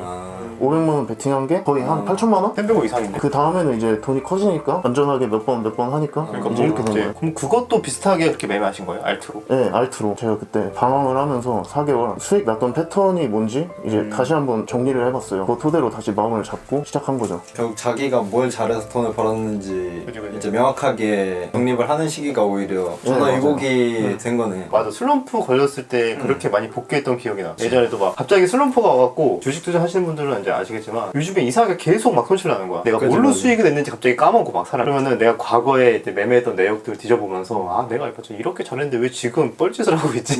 약간 그렇게 생각하거든. 일지를 그래서 난 써놓는 것 같아. 또 카페에 쓰는 거 보면은 자기가 나중에 돌아오려고 쓰는 느낌이 들어. 맞아요. 그 사실 루나나 FTX 이거는 돌이켜 보면은 재수가 없었던 거지. 재수도 없었지만 욕심이 되게 컸던 것 같아요. 원래 그런 데서 수익 내는 그게 아닌데 이제 아 이건 말도 안 되는데 약간 어떻게 보면 진짜 리먼 그런 걸 맞은 거잖아요. 그런 것도 이제 방지하고자 매일매일 일지 쓰고 합니다. 사실 원래 하던 매매가 전혀 아니었잖아. 그렇게 막 미친 듯이 하락할 때 잡는 거는 원래 하던 게 아니었는데 그런 이벤트가 나와가지고 그냥 갑자기 눈 들어간 거지. 근데 우리도 그런 경우가 많잖아. 주식을 하다 보면. 이제 갑자기 있는데 뭐 올라와서 춤추고 싶거나 뭐 약간 그런 일이 있을 수 있기 때문에 오래 앉아있으면 그런 생각이 많이 들어. 맞아. 그래서 앉아있는 시간을 정해두는 게 난 좀 중요한 것 같아. 그래서 정해진 시간에만 거래를 하고 나머지 시간은 자기 삶을 살아야 되는데 그렇지 않게 되면 삶에 괜히 막 이것저것 욕심이 생기고 딴 거 기웃거리게 되잖아. 근데 그러면은 좋은 경우가 몇 번 있는데 뒤에는 큰 손실로 다가오더라고. 그런 거는 아마 이번 경험에서는 15억 이상의 나는 가치가 있는 배움이라고 생각해. 왜냐면은 이걸 계속 더 잘해나갈 거고 이제 훨씬 더 명확하게 인지하고 거래를 하니까 본인이 풍족해질 거라고 생각해. 감사합니다. 그것도 궁금해요. 요즘에 하루 루틴? 하루 루틴 요새는 카페에 잠깐 주식 트레이딩 하던 거 조금 올렸었거든요. 아침에 딱 정해진 시간에 작은 비중으로 주식 그거 하고 이제 뭐 운동 갔다가 이런 식으로 하루를 마무리 했었거든요. 요새는 이제 포지션 잡는 게 하나 있어가지고 그거 분석하는 시간을 좀 일어나서 아침에 이제 장 보고 포지션 관리를 좀 중점적으로 하는 것 같아요. 카페에 가는 시간이 제일 많은 것 같아요. 주식도 그렇지만 코인 쪽은 전업 투자하시는 분들이 아직 주니어들이 많잖아. 시장이 아직 신생이기 때문에. 그래서 요즘 만나면서 느끼는 게 생각보다 루틴화된 삶을 살지 않는 사람이 많아. 매매랑 자기 일상이 무너지는 경우가 많거든. 근데 그걸 지키는 게 되게 중요한 것 같고 트레이더님도 그걸 지키시면 훨씬 더 영향이 커질 것 같고 건강한 삶이 될 것 같아. 왜냐면 쟤네 있거든. 근데 자기 루틴을 잘 짤 수 있는 시기가 지금인 것 같아. 저번에 우리 우먼 찍었던 날. 영훈은 되게 루틴된 삶을 잘 지키는 사람이거든. 실제로 보면 되게 건강한 에너지가 있고. 우리가 흔히 상상하는 그런 골방에 약간 페이처럼 매매하는 약간 그런 이미지가 전혀 아니니까. 거래도 엄청 열심히 하거든. 그 되게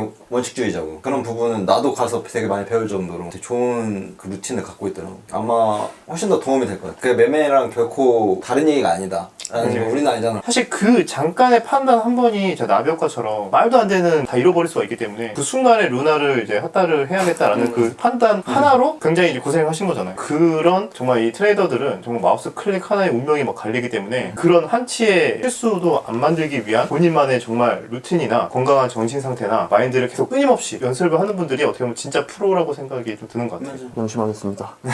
어떤 차트에서 매수를 해서 모아가는지 그게 좀 궁금하거든요. 차트를 통해서 한번 보여주시면 좋을 것 같아요. 여기 보시면은 처음에 여기 덱스에 상장을 하고 처음 빔이 나오잖아요. 그러고 나서 이제 물량 소화를 하는 시간이 있어요. 이 부분에서 저는 모았다가 여기는 이제 큰 거래소 상장해서 이렇게 빔이 나온 거예요. 근데 이런 거는 이제 이 코인에 투자한 회사 레커들이 있거든요. 그런 거를 이제 보면서 얘 어디 갈 수 있겠다. 약간 이런 걸 보고 모아가는 편이에요. 어떻게 보면은 룰링목에서 매수를 했는데 단순하게 차트만 보고 한 게 아니라 대형 이제 상장이 되는 뭐 약간 예정이 되어 있는 일정을 좀 알고 좀 모아갔다 이렇게 볼 수가 있겠네요. 그렇죠. 일정은 모르지만 이제 갈 수 있을 것이다 라고 생각을 하고 이제 가는 거죠. 왜냐면 그러면 손익비가 굉장히 크거든요, 이게. 이게 사실 지금 거의 1달러 초반에서 상장을 하면 거의 4달러 이렇게 후반, 중후반 이렇게 가니까 손익비 엄청 크다. 그래서- 어떻게 보면은 주식에도 MSCI 편입된다라고 이제 가정하고 모아가는 경우가 있잖아. 그러니까 여기에 큰 거래소잖아. MSCI 편입되면은 이제 글로벌 자금이 들어오니까 그러면 주가가 더 뻥튀기 되는 경우가 있잖아. 사실 그런 똑같은 개념이라고 보여지는데. 그때 안전하게 엑시트 할 수 있으니까 그때까지 매집해서 모아가자 약간 그치, 이런 그치. 느낌? 그러면 이런 식으로 또 매매 꽂이 다른 사례도 또 있을까요? 이거는 비교적 최근, 이거는 아비트럼이라는 종목인데 얘는 엄청 대형 거래소에 동시에 상장을 했단 말이에요. 그 뜻은 이제 돈이 많이 들어올 여건이 된다. 그런 거를 일단 먼저 봐서 그럴 때는 단타를 먼저 해요. 이런 데서 다시 또 모아서 여기서 다시 팔고. 이게 제 패턴인 것 같아요. 되게 단추롭네요. 네. 네. 근데 실패하는 경우도 있어요. 이건 수위인데 수위 이 종목은 반등이 없잖아요. 이런 거는 이제 그냥 손절을 해야죠. 이런 부분. 손절은 어디서 하셨어요? 손절 그때 아마 여기서 했을 거예요. 길게 좀 안 봤네요 이거는 그래도. 추후 일정이 안 잡혔네. 이거는 그래도 바닥 잡는 모습 더 보고 들어가야 될 것 같아요. 그 똑같네. 주식에서도 기준봉이라 그러는데 딱 강한 거래 대금이 들어오면서 장대 양봉 막 만들고 약간 물량 소화하는 과정, 눌림목 만드는 그런 흐름들을 보면서 얘가 다시 2차 상승 갈지 말지 네네. 고민을 하고 눌림목을 이제 공략을 하잖아요. 비슷한 관점으로 봐도 되겠네요. 이게 근데 공통점이 다 상장하는 코인들 기준으로 하는 거예요. 그렇죠. 왜냐면 신규 성장을 해야 되는 이유가 기존에 옛날부터 있었던 종목들은 이게 뭐라 해야 되지? 위에 시체가 많다. 그래가지고 시원하게 못 가더라고요. 이게 매물대죠. 네, 매물대. 신규 상장 중에서도 시장에 관심 제일 많이 받을 수 있는 애들. 기준이 이제 대형 거래소 상장. 그래가지고 이것도 똑같은 신규 상장 코인인데 분봉이거든요. 여기서 사서 여기서 팔았을 거예요. 이건 초기에는 짧게. 주식은 원래 딱 신규 상장되면 그 당장 막 보호예수 풀리는 거 막 확인하고 매물이 막 바로 막 나오는 경우가 있거든요. 보호예수가 끝날 때 나오지만 그 상장되면서 바로 물량이 나오는 경우도 있어서 그런 것도 뭐 확인해야 될 게 있나요? 그럼? 네, 초기에 에어드랍 물량 이런 게 풀리는 게 이제 공지가 있어요. 그런 것도 미리 다 체크해가지고 보는 편이에요. 만약에 풀리는 물량이 너무 많다 그러면은 좀 이제 조심하고 네네. 보면 안 하고. 메커니즘은 똑같네. 사실 보면 다 패턴이 다 이런 데서만 들어가잖아요. 이런 거 확인하고 여기서 돌파할 때. 대부분 비슷하네. 근데 이제 이런 것도 있잖아요. 요런 데서 들어가는 경우도 있고 약간의 요런 구간에서 막 들어갔다가 약간 이게 눌림인 줄 알았는데 쭉 떨어지는 경우도 있잖아요. 뭐 다른 차트 예시들 보면 알겠지만 그런 거를 이제 구분하는 뭐 방법 이런 것도 있을까요? 이건 어떻게 보면 파동이 한번 나온 거잖아요. 신규 상장되고 나서 파동이 한번 나왔는데 그러고 나서 이제 이런 부분은 그래서 안 건드리는 것 같아요. 흔히 말해서 위에 이제 시체들이 많이 쌓여서 네. 한번 해보고다 약간 이런 느낌으로 차라리 다음 코인을 이제 발굴하지. 아 사실. 근데 그렇게 코인이 자주 상장돼요. 그 시기가 있는 것 같아요. 얘네도 좀 장 좋을 때 여러 개 나오고 장 안 좋을 때는 많이 안 나오고 약간 이런 식인 것 같아요. 지금 이야기를 잠깐 들어보니까 굉장히 어떻게 보면 되게 위험하잖아요, 리스크가. 여기에서 포인트는 그건 것 같아요. 잠깐 슈팅 나올 때 그때 꼭 나오고 그 다음에 밀어는 또 두면 안 되는 것 같아요. 네, 맞아요. 왜냐면 대부분 처음에 시세 나올 때 그거에 달달한 수익에 취해가지고 그 다음에도 막 좀만 빠지면 또 하고 하다 보면은 결국에는 요거 이제 맞는 거거든. 그지. 네, 루나 맞고 FTX 맞고 그렇게 되는 거예요, 진짜. 거의 처음에 좀 날 것 그대로의 모습일 때 좀 네, 맞아요. 잘 수익을 내는 게 중요하겠네. 일단 한 번도 상장 이후에 슈팅이 안 나온 게 좀 중요한 것 같아요. 그게 왜냐면 이 사람들도 한 번은 물량 처리를 해야 될 테니까 그걸 노리고 자주 하는 것 같아요. 근데 요즘에 항상 이런 게 좀 문제되는 게 많잖아. 예정돼 있지 않은데 막 물량이 나온다던가. 뭐 그 코인은 좀 그것 때문에 조금 주식보다는 좀 더 위험한 느낌이 좀 인식이 있는 것 같아. 그거에 대한 이제 법적 규제랑 그지, 그런 게 아직 성립되기 전인 것 같아 시장이. 맞아요. 그 쟁글이라는 사이트가 있거든요. 그게 이제 다트 이런 거 비슷한 건데 이제 이 물량들이 락업이 언제 풀린다 이런 거 이제 프로젝트들이 거의 다 공시를 해요. 그런 거 찾아보면 이제 락업 일정이나 프로젝트 자체에서 백서가 있거든요. 거기에 다 설명이 나와 있으니까 6개월 락업 뭐 이런 식으로 적혀져 있으니까 그런 거 참고하면 될 것 같아요. 대부분 건 지켜지는 편입니다. 대형 거래소 상장이 돼 있는 애들은 대부분 지켜지죠. 근데 진짜 막 아무데도 상장 안 돼 있는 막 밈코인 이런 애들은 사실 언제 도망가도 이상하지가 않으니까 그래서 제가 이번에도 밈코인 이런 거는 아예 안 건드렸고 그런 건 건드리면 안 될 것 같아요. 코인을 좀 이야기 많이 하고 있지만 정말 보고 계신 분들이 그 위험성에 대해서 잘 모르시는 분들도 있잖아요. 거기에 대해서 약간 말씀해 주실 게 있을까요? 일단 코인 자체가 변동성이 큰 상품이잖아요. 그래서 저는 레버리지 같은 거는 안 쓰는 걸 추천드리고 싶고요. 레버리지를 쓰고 싶으면 시총 낮은 걸 건드려서 현물이잖아요. 어쨌든 그치. 버틸 수가 있잖아요. 맞아. 그걸로 그 레버리지를 대신하는 방법을 저는 더 추천하고 이 선물은 또 선물만 이게 베이시스가 다를 때가 있잖아요. 그런 걸로 이제 청산도 많이 나거든요. 현물은 뭐 별 차이 없는데 뭐 선물만 피레침 쏘고 뭐 윗꼬리 달고 이렇게 청산 날 때가 있단 말이에요. 그것도 좀 조심하셔야 될 것 같아요. 선물 자체도. 대부분 선물 내가 해보시는 분들 보면은 베이시스에 대한 개념이 다 없더라고. 빼거나 콘텐츠 이런 개념은 주식시장에서 흔한 개념인데 여기에서는 생각보다 사람들이 그거에 대한 개념이 인식되지 않은 채로 선물 거래하는 경우도 많이 있는 것 같아. 네, 맞아요. 그래서 그 막 갭도 많이 차이 나서 그거 위주로 막 차익 거래 하시는 분들도 있고 선물 그냥 네이키드로 하는 거는 좀 위험한 것 같아요. 고인물들만 하는 게 주식시장에서는 선물이잖아. 네, 맞아요. 여기도 물론 그런 분들이 많이 있겠지만 초심자들이 하기에는 현물 위주로 하고 그치. 레버리지를 쓰고 싶으면 변동성이 높은 시총 작은 코인들로 그걸 대체해라라는 어떤 가이드라인을 주셨는데 좋은 또 가이드라인인 것 같아요. 실제 경험자고 15억 잃은 사람이 그 얘기를 하면 믿어야지. 근데 우리 이야기 이렇게 하고 있는데 뒤에 이제 새로운 개 한 마리가 보고 있거든요. 도지가 있는 간단하게 소개. 안녕하세요. 저는 트레이더님과 같이 트레이딩 공부하고 있는 또지라고 합니다. 도지. 제가 도지코인으로 돈을 많이 잃어서 하려고 이름을 또지로 지었어요. 도지로 얼마나 잃으셨죠? 제가 도지로 1억 정도 날렸습니다. 그럼 또 얘기를 들어봐야겠는데? 제가 봤을 때 이렇게 도지에 쓰고 있는 게 많은 사연이 있을 것 같아요. 저는 고등학교에서 교사로 3년 정도 일을 하다가 하다가 이제 트레이딩의 맛을 알고 이를 정리하고 지금은 트레이딩 공부를 하고 있는 또지라고 합니다. 왜 그런 선택을 하셨지? 고등학교 교사인데 그러니까. 정리를 하셨다고요? 그 안정적인 직업을 아니, 놔두고? 후회 안 하세요? 지금 많이 후회하다가 다시 살아났다가 다시 후회하고 있어요. 교사를 그만두고 도주로 만약에 돈을 잃으신 거면 굉장한 그렇죠. 현타가 왔을 것 같은데. 굉장히 많은 현타가 왔습니다. 네. 그래서 산 가까이 사는 거구나. 바로 예산이 있어요. 도구를 닦기 위해? 고점에 사가지고 고점에 사고 살고 있어요.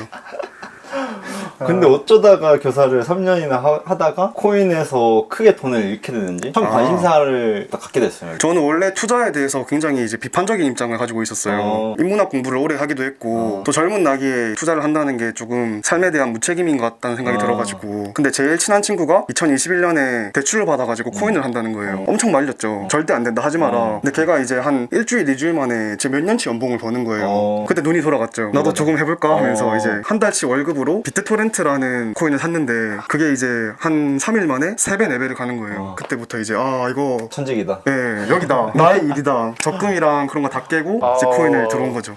안 돼요. 그 친구 원망해본 적 없어요? 그 친구 원망 많이 하고 있어요. 지금 연락 안 해요. 아, 그 친구 앞에 있는 친구 아니에요? 아, 저 친구 아니고 아니구나. 지금 연락 안 하고 연락해라.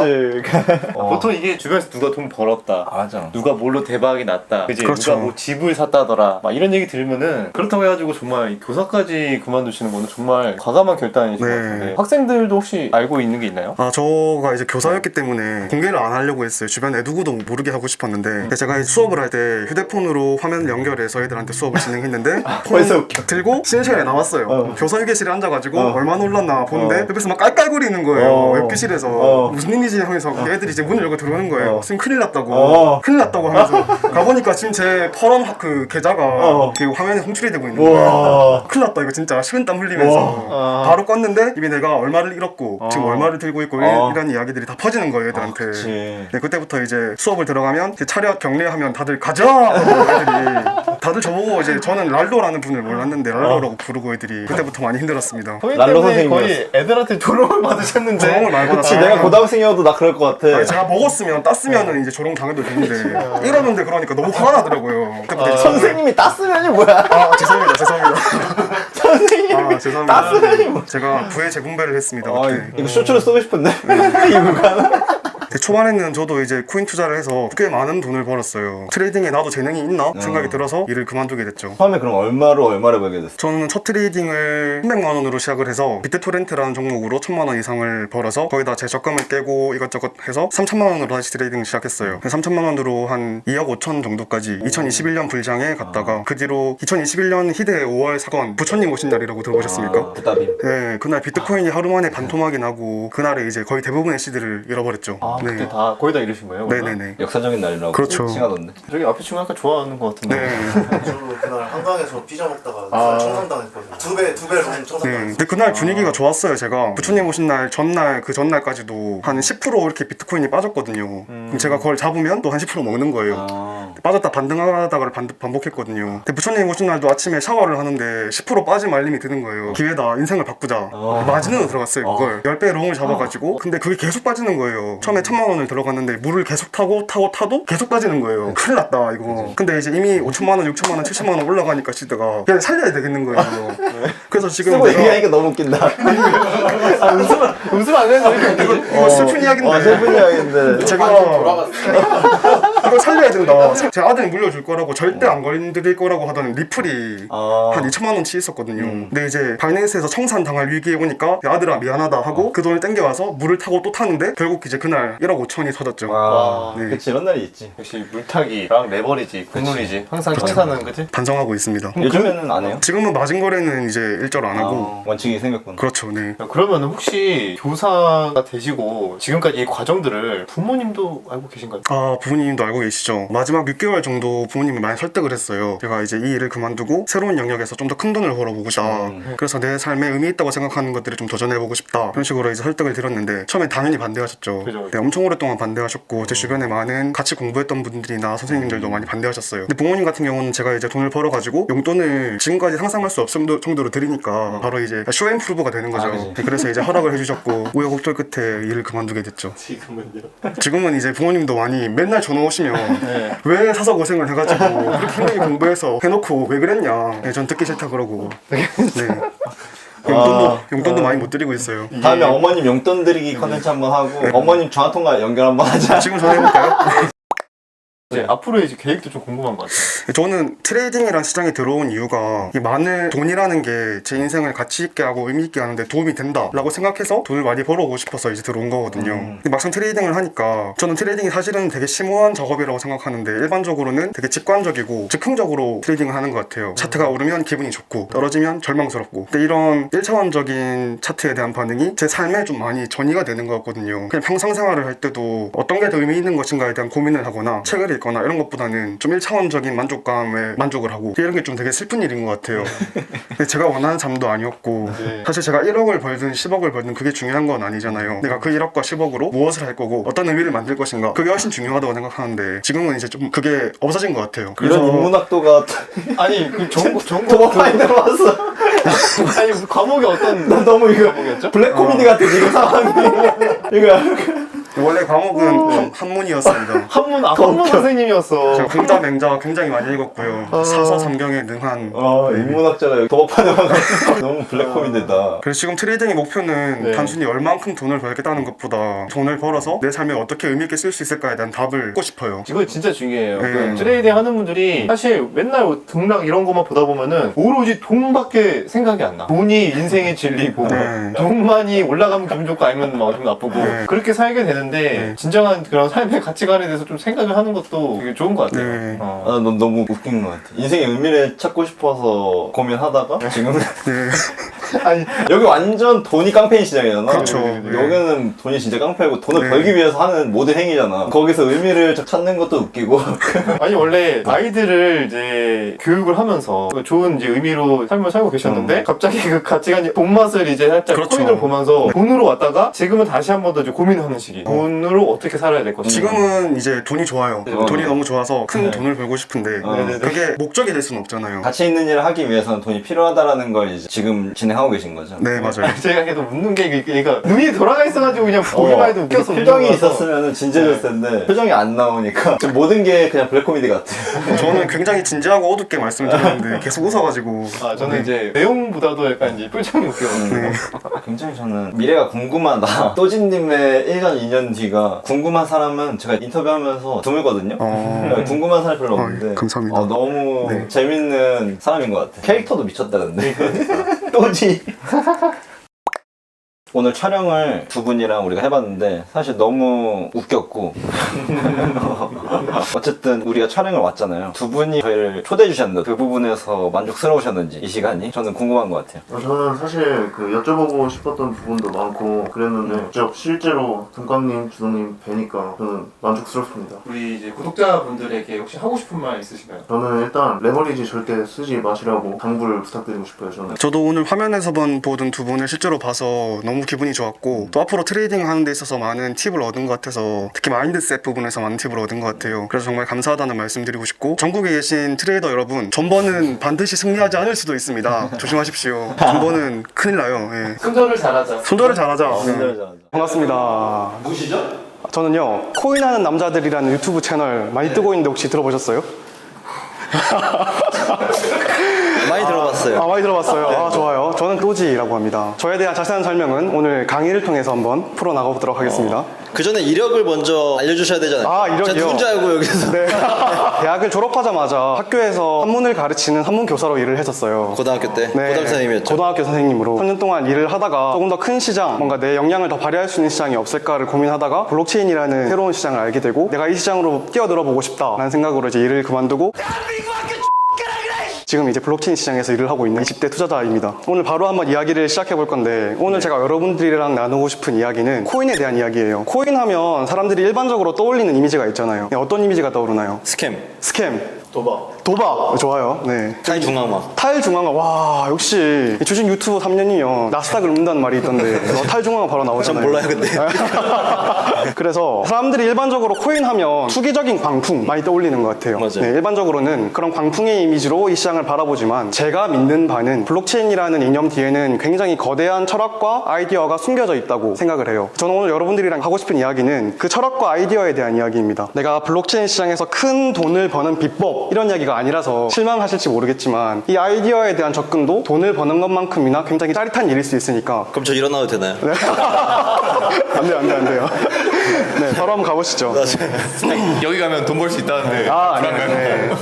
돈 버는 아이디어를 습득할지도 모르죠. 네, 그건 여러분들이 만드시는 거예요. 네, 한번 믿어보겠습니다. 네, 좋습니다. 그래서 오늘 저는 제 이야기를 세 꼭지로 나눠서 한번 드려볼까 하는데요. 먼저는 비트코인에 대해서 얘기하겠습니다. 그 다음에는 이더리움에 대해서 얘기를 할게요. 마지막 세 번째로는 그 다음 시장에 대해서 한번 이야기를 해보도록 하겠습니다. 여러분, 비트코인 하면 가상화폐라는 별명으로 불리우는 거 많이 들어보셨을 거예요. 가상이라는 단어 그리고 화폐라는 단어의 합성어죠. 그러면 우리가 화폐가 무엇인가에 대해서 잠잠히 묵상을 해봐야 될 것 같아요. 화폐, 돈, 종이. 우리 외람되지만 돈깡님은 화폐가 뭐라고 생각하십니까? 신뢰 교환? 와, 신뢰의 교환.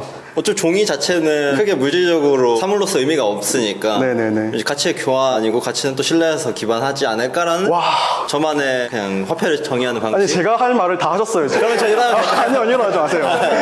똑같은 생각이에요. 너무 원하는 대답을 했나요? 네, 화폐는 약속이라고 생각해요. 달러라는 거는 그냥 종이일 뿐이에요. 잘 인쇄되어 있는 종이에요. 하지만 미국이라는 정부에서 그들의 힘을 기반으로 이 종이에 내가 가치를 부여할게, 약속할게 라고 하니까 비로소 화폐가 되는 거죠. 돈이 되는 거예요. 사람들은 교환의 수단으로 그 돈을 사용하죠. 자, 그러면 돈 자체의 가치는 정부가 보장을 하는 거고, 이 돈이 유통하잖아요. 돈이 이동합니다. 제 지갑에서 동강님의 지갑으로 또 다른 지갑으로 이동을 해요. 이 유통의 체계, 이 유통의 정보는 누가 보장을 하죠? 역시 은행이 보장을 합니다. 내가 우리 동강님에게 100만 원을 보내요. 그러면 그 정보는 은행의 중앙 서버에 저장이 되죠. 그 은행은 그 정보를 지키고 보장해 줍니다. 그래서 이 화폐라는 체계는 우리가 정부와 은행에 대한 신뢰를 기반으로만 유지될 수 있는 시스템이에요. 동의하십니까? 네. 우리 은행과 정부가 충분히 유능하며 충분히 도덕적일 거라는 신뢰 속에서 이 화폐 시스템이 유지가 되는 거라고요. 자, 그런데 이 정부와 은행에 대한 대중의 신뢰는 경제적으로 큰 위기가 발발할 때마다 큰 비난을 받거나 큰 의심을 받거나 큰 탄핵을 받습니다. 2007년, 2008년에 세계 경제를 크게 흔들었던 위기가 한 번 있었어요. 혹시 어떤 건지 아시는 분 계십니까? 미국으로부터 발발했고요. 미국에서부터 전 세계를 뒤흔들어 놓았던 금융위기, 서프라임 모기지 사태가 있었어요. 자, 이 사태가 왜 일어나는지에 대해서 간단하게 이야기를 드릴게요. 미국은 2000년대 초부터 미국의 황금빛 미래, 경제적인 부흥에 대해서 국민들을 그리고 세계 사람들을 가스레이팅했어요. 앞으로 10년 뒤, 20년 뒤 우리는 계속 황금 세대일 거다. 우리는 문제없어. 우리가 보장할게. 그래서 미국이 어떤 정책을 펼쳤냐? 저금리로 국민들에게 많은 돈을 낮은 이자로 막 빌려줬어요. 야, 우리 앞으로 잘 될 거야. 너네 우리 돈 빌려가서 여기저기 투자해. 부동산 사고, 주식 사고 다 해. 우리가 보장할게. 그게 정부의 스탠스였어요. 은행도 동참을 했죠. 은행은 부동산이라는 기초 자산을 기반으로 파생 말도 안 되는 파생 상품들을 만들어서 그걸 개인들에게 팔았죠. 그렇게 시장의 유동성이 막 돌면서 미국 경제가 실제로 살아나는 것처럼 보였어요. 그러다가 2007년, 2008년에 빵! 오. 역시 울림통이 좋으셨어. 졸고 있는 줄 알았네. 이렇게 깨우는 거예요. 좋습니다. 이렇게 시장의 거품이 폭탄이 되어서 터진 사건, 그게 서프라임 모기지 사태죠. 미국 경제가 거품이었다는 거죠. 다시 한번 이 미국의 정부와 은행이 비난을 받죠. 과연 이 화폐라는 거대 담론을 저 중앙화된 정부와 은행이 오롯이 핸들링하게 하는 것이 타당한 일인가? 지식인들의 질문이 쏟아졌어요. 그 많은 질문을 모아 철학을 모아서 기술적인 대안으로 제안한 사람이 있었으니 그 이름하여 사토시 나카모토라는 사람입니다.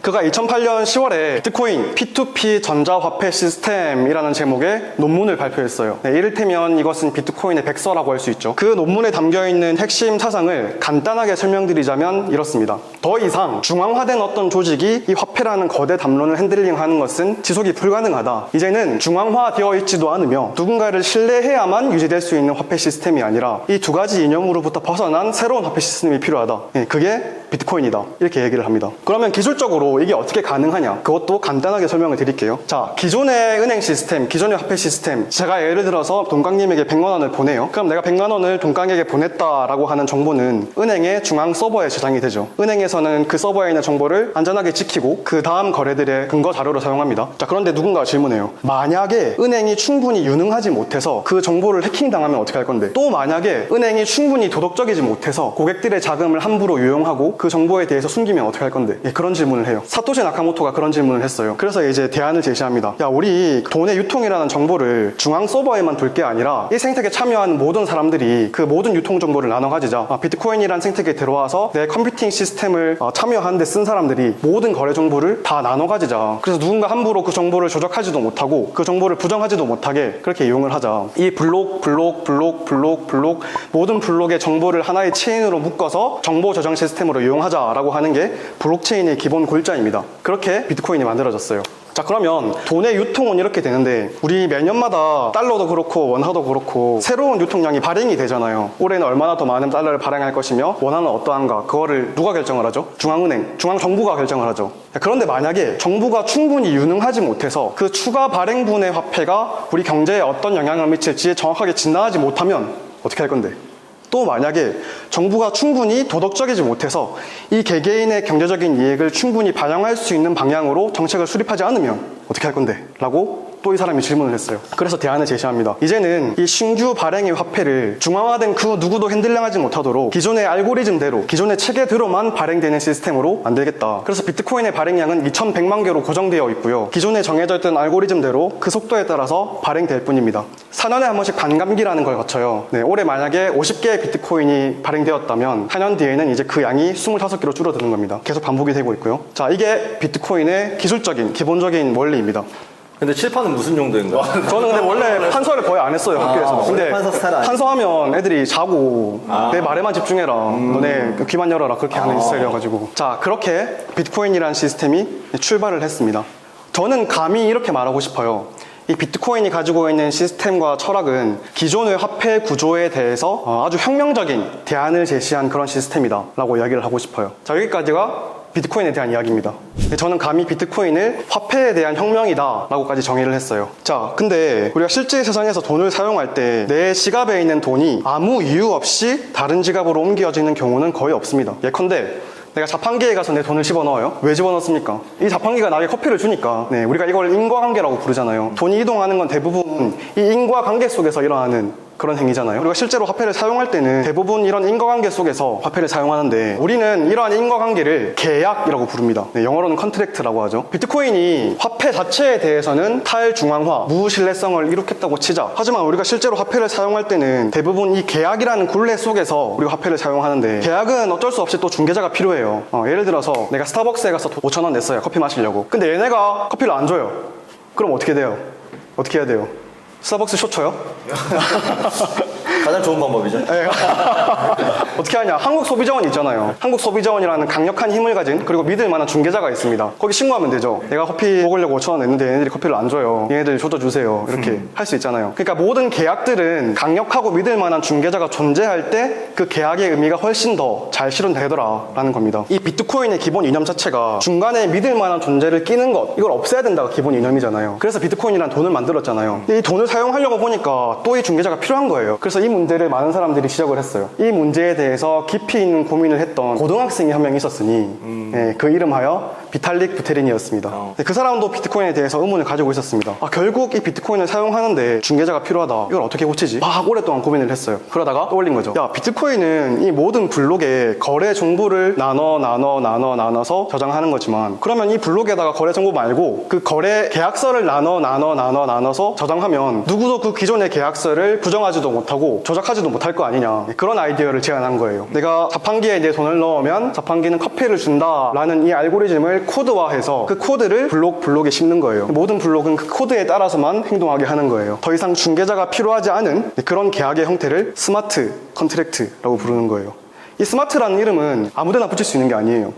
우리가 2G 환경에서 피처폰을 사용할 때 스티브 잡스의 아이폰을 처음 목도하고 와 이건 스마트하다, 스마트폰이라는 이름 붙였잖아요. 혁명적인 아이디어니까. 우리 동강님이 주최하시는 행사 이름도 스마트머니 행사던데. 몰랐습니다. 네. 이 스마트 컨트랙트라는 아이디어가 얼마나 혁신적인 것인지 아직 잘 와닿지 않으시겠지만 이건 진짜 혁명적인 아이디어였어요. 더 이상 중개자가 필요하지 않아진 모든 계약의 형태들, 이게 기술적으로 가능해졌다. 자, 그거를 비탈릭 부테린이 만들었습니다. 탈중앙화, 무신뢰성이라는 아이디어가 얼마나 강력할 수 있는지 조금 더 위험한 이야기를 해볼게요. 예컨대 우리가 4년에 한 번씩 선거를 합니다. 투표를 하죠. A라는 후보랑 B라는 후보 중에 A라는 후보에 투표를 했을 때 오롯이 A라는 후보에 대한 한 표로 카운팅 될 것이다 라는 믿음은 중앙선거관리위원회라는 중개제에 대한 믿음을 기반으로 가능한 상상입니다. 그러면 그 중앙선거관리위원회라는 중개자가 굳이 필요하지 않은 시스템을 만약에 만들 수 있다면 훨씬 훨씬 더 강력하지 않겠습니까? 저는 뭐 음모론 이야기를 하는 건 아니고요. 지금까지 우리 역사에 부정이 있었다 그런 얘기 하는 거 전혀 아닙니다. 그런 사람 아니고요. 자, 아무튼 이 실제 세상에서 강력하게 구동하는 어떤 사회 체계나 비즈니스 모델 중에서 중개자라는 아이디어를 제할 수 있는 그런 모델을 들고 들어와서 사업을 하면 너무 강력하게 클 수 있겠다라는 아이디어는 굉장히 많아요. 실현된 것 중에 예시를 하나 들을 수 있는. 디파이가 가장 대표적인 예죠. 디파이에 지금 들어와 있는 돈이 아마 여러분들이 상상하시는 것보다 훨씬 더 큰 돈들이 들어와 있을 거예요. 그냥 작은 국가의 GDP를 넘어갈 거예요. 거기 들어가 있는 돈들이.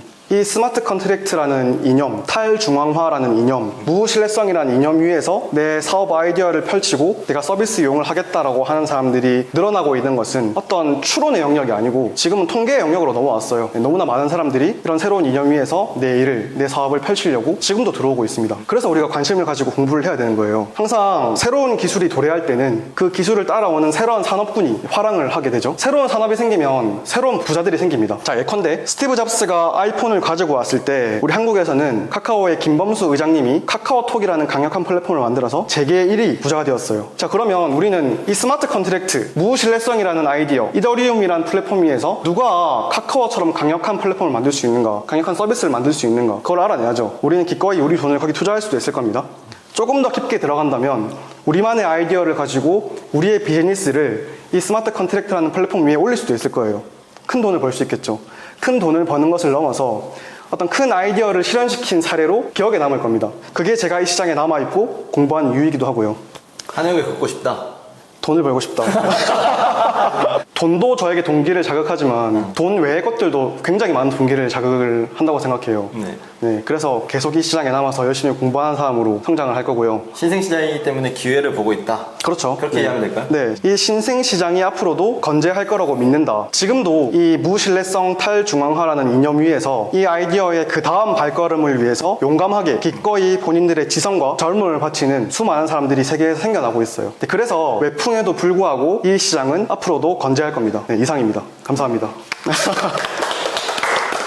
이제 질문으로 계속 이어가 보시죠. 비트코인이 과연 지금 화폐 생태계를 대체할 수 있느냐? 네. 저 이게 궁금하거든요. 궁극적으로 지금 화폐 시스템을 비트코인이 대체한다 그러면 변동성이라는 이슈 때문에 예를 들면 지금 5달러가 뭐 100원, 200원만 변동성이 생겨도 현대기아차의 이익이 막 수조 원씩 왔다 갔다 하는데 이게 글로벌에서 가능한 일인가? 사실 이거 아주 작은 부분인데 비트코인으로서 화폐가 대체되고 경제가 이룩할 수 있는가에 대한 좀 현실적인 질문이 궁금합니다. 저는 비트코인이 지금의 가치를 형성한 이유가 현재의 화폐 시스템을 대체할 수 있는 대체자이기 때문에 라고 생각하지 않아요. 비트코인은 새로운 아이디어를 제시한 어떤 혁명적인 방점을 찍은 아이템이기 때문에 상징성인가요? 네, 상징성이죠. 지금의 가치를 형성했다고 생각을 하고요. 물론 그 상징성 너머에 비트코인만 할 수 있는 가치들도 있어요. 예를 들어서 지금 우리 화폐 시스템에서는 내가 지금 가나에 혹은 콩고 민주공화국에 있는 내 가족이 있어요. 걔한테 돈을 보내주고 싶어요. 그러면 이제 스위프트라는 국제통화 시스템을 거쳐야 되는데 시간도 굉장히 오래 걸리고요. 그리고 위험하고요. 비싸요. 근데 비트코인은 가장 빠른 속도로 내가 가진 가치를 주고 반대편에 보낼 수 있는 그런 수단입니다. 누구의 통제도 받지 않죠. 그런 역할도 하나 있고요. 여러분 최근에 많은 전쟁의 사례들을 보셨을 거예요. 러시아와 우크라이나가 전쟁을 했죠. 시리아에서 내전이 일어났죠. 그 밖에도 굉장히 많은 국가에서 지금 전쟁을 치르고 있는데 특정 국가에서 전쟁이 일어나면 그 국가 내에 비트코인 가격이 폭등을 하는 경향, 이것도 역시 예측의 영역이 아니라 통계 영역으로 넘어왔어요. 최근에 러시아에서 비트코인이 30% 비싸게 계속 거래가 되어 왔고요. 그게 왜일까요? 수요가 많죠. 왜냐하면 한국에서 전쟁이 일어난다고 생각해보세요. 한국 정부에서 가장 먼저 무엇을 할까요? 달러 유출을 막습니다. 그렇죠. 네, 외환이 나가는 걸 막아야 되고 일단 미사일을 사야 되고 이겨야 되니까. 그러면 금융 시스템을 일단 먼저 장악을 할 거예요. 내가 은행에 10억이 있고 20억이 있어도 그 10억과 20억을 오롯이 뺄 수 없는 그런 상황이 생길지도 몰라요. 이거 음모론 이야기는 아닙니다. 음모론인가? 그러면 사람들은 본질적으로 이 정부라는 주체가 통제할 수 없는 어떤 자산에 대한 수요가 생길 거예요. 그게 비트코인입니다. 지난 15년 동안 비트코인은 매번 어떤 조직들의 그리고 정부들의 위협을 받아왔습니다. 비트코인이라는 시스템을 통제하기 위한 위협들 혹은 비트코인이라는 시스템을 망가뜨리기 위한 위협들, 그 모든 위협을 거쳐서 지금의 가치를 형성한 비트코인 15세입니다. 한 번도 무너진 적이 없고 한 번도 뚫린 적이 없다고 제가 자부합니다. 그래서 전쟁이 나면 사람들이 본인들이 가지고 있는 루블화, 본인들이 가지고 있는 본인들의 돈, 그거를 비트코인으로 바꾸죠. 그래서 해외로 보내는 거죠. 그런 면에서도 또 가치가 있다고 할 수 있을 것 같습니다. 결론은 비트코인이 지금의 시스템을 대체할 수 있는 대체제로서는 많이 모자라다. 그냥 그 아이디어를 제시한 상징성 화폐일 뿐이다. 상징성 화폐에 불과하지만 그 위에 몇 가지 특이점에 가까운 기능들이 존재한다. 그럼 많은 사람들이 지금 코인을 하는 이유는 뭐라고 생각해요? 많은 사람들이 코인을 하는 이유는 제가 만나본 바에 의하면 대부분은 투기적인 광풍에 갇혀있다고 생각을 해요. 돈을 벌 수 있으니까 하는 거죠. 큰 돈을 단기간에 벌 수 있으니까. 시선을 조금 옮겨서 그 아이디어에 대해 접근하고 그 다음 가능성에 대해서 조금 더 큰 그림을 그리는 사람들이 분명히 더 큰 파일을 가져갈 거다라고 저는 생각을 해요. 디파이 할 때 사람들이 사실 거기 예치하는 이유가 예치하면 이자를 많이 주잖아요. 그 보상이 엄청 적을 때도 사람들이 예치할 이유가 뭐라고 생각하세요? 보상이 엄청 작을 때도 예치할 이유요? 네. 전 예치 안 할 것 같은데요? 무신했어. 예측 이유가 없는 거 아니야? 안 쓸 것 같은데. 근데 그런 거, 그러니까 이제 우리가 레퍼럴이나 미끼 상품이라는 아이디어를 쓰잖아요. 마케팅을 할 때. 초반에 많은 사람들을 불러 모으기 위해서 조금 더 내가 먹어야 될 파일을 사람들에게 나눠주고 많은 사람들을 불러서 우리 상품 좋아요. 우리가 만드는 거 좋아요. 한번 써보세요. 사람들이 노출이 되겠죠. 그 노출된 사람들 중에 많은 사람들이 남으면 그 다음에는 내가 먹을 파일을 그 사람들에게 나눠주지 않아도 굴러가는 그런 시스템이 되겠죠. 그래서 디파이에서 충분한 이윤을 줄 수 없을 만큼 너무 많은 사람들이 이 시장에 들어온다면 그땐 이미 이 시장이 중심 시장이 되어 있을 것 같아요. 전체적으로 이야기 들어보니까 내가 볼 때는 안 쓸 것 같거든? 아. 네, 왜냐면 시계도 차고 있고 네. 의류품도 사야 되고 네. 병원도 가야 되는데 그 모든 거 할 때마다 내가 화폐를 다 다른 거 써야 돼. 나 그 두 개만 돼도 안 쓸 것 같고 근데 이걸 보편화 시키는 거는 완전 다른 차원의 얘기고 근데 중화가 되어 있는 장점은 편리하기 때문인 거거든요. 그냥 우리가 지금 갖고 있는 달러로 결제하자, 엔화 쓰자, 그냥 깔끔하잖아. 병원을 가든 내 가족한테 용돈을 주든 그런 시스템인데 내가 신뢰할 수 있는 주체마다 화폐를 다 다르게 사용해야 돼. 그러면은 너무 불편할 것 같고 사실 사업적으로 이게 가능할 거라고 전혀 생각하지 않거든요. 그런 의미에서 사용할 것 같지 않은 거를 사는 거는 내가 시계를 사거나 신발을 사거나 밥을 사 먹을 때 비트코인을 지불할 것이다, 이더리움을 지불할 것이다, 그런 미래가 올 것이다 라고 믿어서 투자하는 거는 전혀 아니에요. 다만 저는 이더리움이란 생태계 위에서 구현될 수 있는 어떤 새로운 서비스들, 새로운 시스템들이 앞으로 더 많아질 것이며 그런 것들이 꼭 필요한 사람들이 분명히 늘어날 것이다 라고 믿기 때문에 이더리움에 투자를 하는 것이죠. 제가 오늘 이야기를 통해서 여러분들에게 전달 드리고자 했던 느낌은 그거였어요. 투기적인 광풍에 미쳐있는 사람들, 그 이면에는 보이지 않는 자리에서 철학과 아이디어의 그 다음 발걸음을 기다리는 사람들이 있다. 네, 이거를 조금 더 많은 분들이 알아주시면 좋지 않을까. 딱 그게 결론인 것 같습니다. 감사합니다.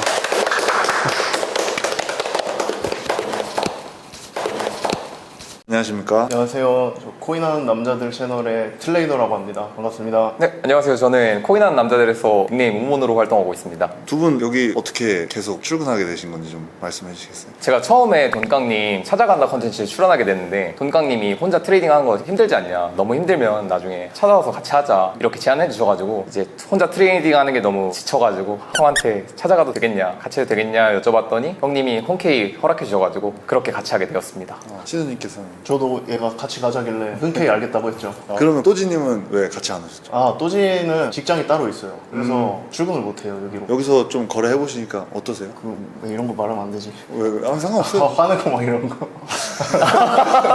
그거 상관없어요. 네, 말해도 괜찮아요. 좀 무서우시구나. 전업 트레이더로서 가장 힘든 점 중 하나는 혼자서 거래하는 시간이 되게 길어가지고 그 외로움과 그 지침이 되게 힘든 문제인 것 같은데 여기 와서 다 같이 뜻 많은 사람들이랑 거래하니까 그 과정이 너무 행복하고 요새 너무 즐겁습니다. 좀 아까 말씀해 주신 거랑 완전 정반대 기계적인 대답이 슬슬 나오는데요. 네, 좋습니다. 두 분 이제 원래 코인 트레이딩을 하고 계시잖아요. 혹시 이런 것도 여쭤봐도 될지 모르겠는데 뭐 월 평균 수익이 어느 정도 되시는지. 네. 저는 일단 제가 카페에 일지 올린 거 500만 원으로 올해부터 시작한 게 있거든요. 지금 한 2억 5천 정도 되는 것 같아요. 500만 원으로 2억 네, 5천. 네. 저는 단타로 하는 게 아니라서 월 평균 이런 게 사실 좀 의미가 없고. 좋습니다. 이제 영님은? 네, 저는 이제 21년 2월경에 코인으로 투자를 처음 접해서 그때 당시 한 소액 20만원, 40만원 이 정도를 해보다가 정확히 전업으로 시작한 지는 21년 5월 20일에 200만원으로 시작해서 달에 두 달 차부터는 평균 1000만원 이상씩 냈던 것 같습니다. 대단하십니다. 지금도 그럼 저희 회사에서 같이 트레이딩 하실 때 코인 투자 주로 하고 계신가요? 네, 저 코인 투자하고 있어요. 옆에서 막 주식으로 갈까 말까 고민 엄청 하거든요. 여기 하는 얘기 듣고서 자기도 따라한다고 따라 사고 그거 안 됐지.